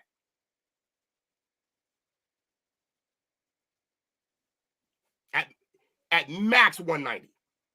But 195, 200, no, he didn't get up there. I think he muted him, so I don't know. He's gone. He didn't fight. He wasn't 200. He openly said that, too. Wait, who are we talking about here? Who are you talking about? Okay. I was off by 5 pounds. He did not weigh 198 going to that fight. He weighed 193 at the weigh-in, and then he dropped because he said he didn't want to weigh more. There's no one at a weigh-in goes into a weigh-in, weighs in for the correct weight, and then goes and drops weight. That made no sense. People do it all the time, bro. All the time. You don't. What the fuck are you talking about? You don't go in if you are a 205 fighter and you go in, you drop weight to get to 205. You go and rehydrate afterward and gain that freaking weight back. You don't go weigh in and lose weight. Listen. The difference is Izzy moved up to weigh in. He's moving up. That's the whole point. No, it's not. That is not the point. That is not the fucking point. What was the point? Bro, he moved up. So he puts the weight on, but he openly told people, I do not want to fight at that weight. He literally is a 180. He is a 185 fighter. Right. So then if he when he walks around okay,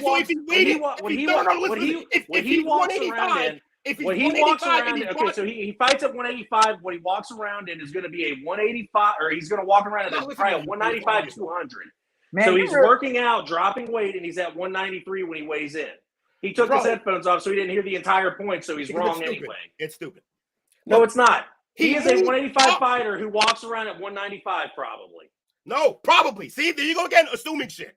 So he weighs in at 193, meaning he stays at 193 or gains weight. He's not going to drop weight to fight 185 to 205. My ass. He gained weight to move up. He moved up, so he gained the weight. That's an assumption. It's a fact. Show me the fact. Show me the fact. Show me the car facts. Bro, show me the car facts where he how do you gain weight? Tell me, how do you gain weight? Yeah. How do you gain weight? Trying to lose weight. What the fuck does that even mean, bro? That's the dumbest thing I've ever heard. How do you gain weight? By not dropping the weight that you need to fight at your correct weight class. So when he's fighting, he fights at 185, meaning he has to drop all of maybe 10 to 15 pounds. So when you have to drop weight, you don't drink water. You don't. So that's the thing. No, that's the thing. Izzy walks around anywhere from what I just said, 190 You're making that up though. To 200. Just like you just did with your assumption. I'm not. Izzy talks about he doesn't walk around at 200 pounds, bro. So he didn't drop to do that. He gained to go up. He doesn't walk around. I'm pretty sure from what I heard in the podcast, he walks around at 185 pretty much. That's why his cuts aren't crazy. I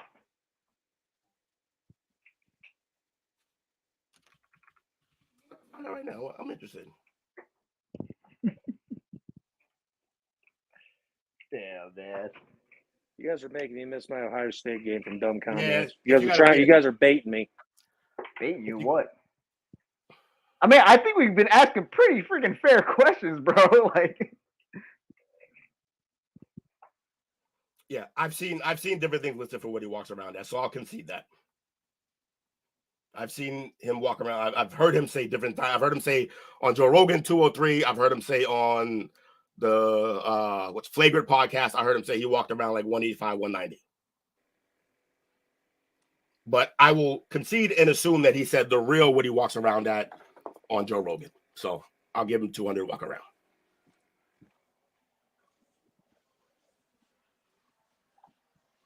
Anywho, this has been an amazing show. I can't believe we got this much time out of it. I don't want to make you miss any more of your football game. I know it's important to you, Jake. So we will let everybody go. Shout out to everybody. Shout out to the veteran.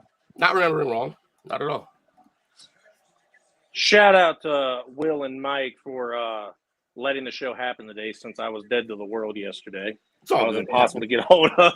My ass was tired. I was hitting you up like every different thing. Like, where is he? Yeah, no, I was done. I was messaging Mike, I swear to God, at like 2:30 or 4:30, one of the two. And I'm like, yeah, we're still going. Everything's cool. I was up until literally 4 or something, and I had knocked the fuck out. And I think I don't remember if I even told Jamie to wake me up, but all I know is that I didn't wake up until 30 minutes after I was supposed to leave for work. Yeah, that's why I messaged the group yesterday because you messaged me. I thought we were going, and it was like getting close to time, and I didn't hear from you. So I wanted to make sure I didn't like misheard you or anything. Yeah, no, you heard right. It's just I was tired. I gotta lie, man. You go on these like big paragraphs, and you know what I mean, they're not worded right. Yeah, no, wait, no. You can ask Will. It's happened multiple times. I suck at typing. I make it very known, like, hey, if you don't understand something, just message back what, and I will try to retype it. I have no problem saying, okay, my bad. I see where I fucked up. So this is what I really meant to say. But no, all in all, great fucking show tonight. This was a lot of fun. talking, chopping it up, arguing, having a good time. I don't feel any dumber and I don't feel any smarter. So I think we've had a good time tonight. We got nowhere. If we made people laugh, if we made people say, what the fuck? And we said, all right, yeah, because these guys are yelling at each other, we're definitely watching this fight tonight.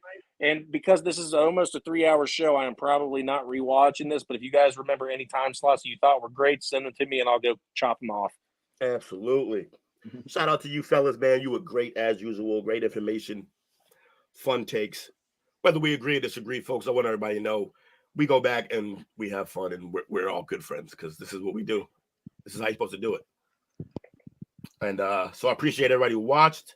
Lewis, the clear MVP of the chat. He was, 100%. He was the only member of the chat, I'm pretty sure. Oh, no. We had Dale earlier. I'm pretty sure we had Chris earlier. Shout out to those two folks. Who else? I legit feel bad for anyone that missed this show because we thought we argued on Monday. We thought we argued on Wednesday. Nah, the tap out, we get real. We get down. We have intelligent conversations. We have dumbass debates, and we make people mad because that's what we do. That's what the villain is here for. Yo, by the way, we argue long enough for the Borishev fight to start now. We plan everything ahead of time. That's classic. That is classic right there. So you folks go watch. Don't watch us anymore. Let's go watch the event. Fellas, we will talk in the chat. Go watch your kids. Yeah. Absolutely. Yeah. This is hopefully we get another show in next week. There's definitely going to be a review over this for sure. Yeah. Oh, for after the way we argued, if we don't come back and talk about this, we look like frauds. So we better come back. And absolutely. We look at almost as big as a fraud as JJ McCarthy. Oh, another low blow. Yeah, that's a shot at me because we had an argument the other day, but it's fine. He took enough of a beating today that I'll give him that one. I appreciate it. I don't think I took a beating. I'm feeling fairly fresh. But then again, I just did open up a nice bottle of Budweiser. So, ooh, nice. It's a bottle of what are you? Like a 4-year-old? A bottle? Nope, Anyways. Hold up. I'm in the recliner. I'm chilling, watching O State, baby. Good shit. All right.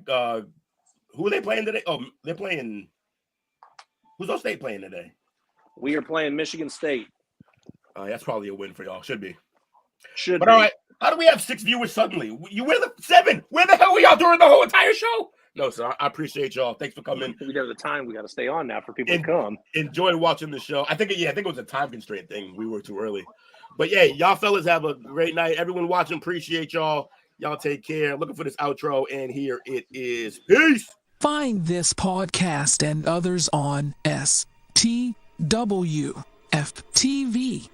the Podcasting Network, wherever you get podcasts.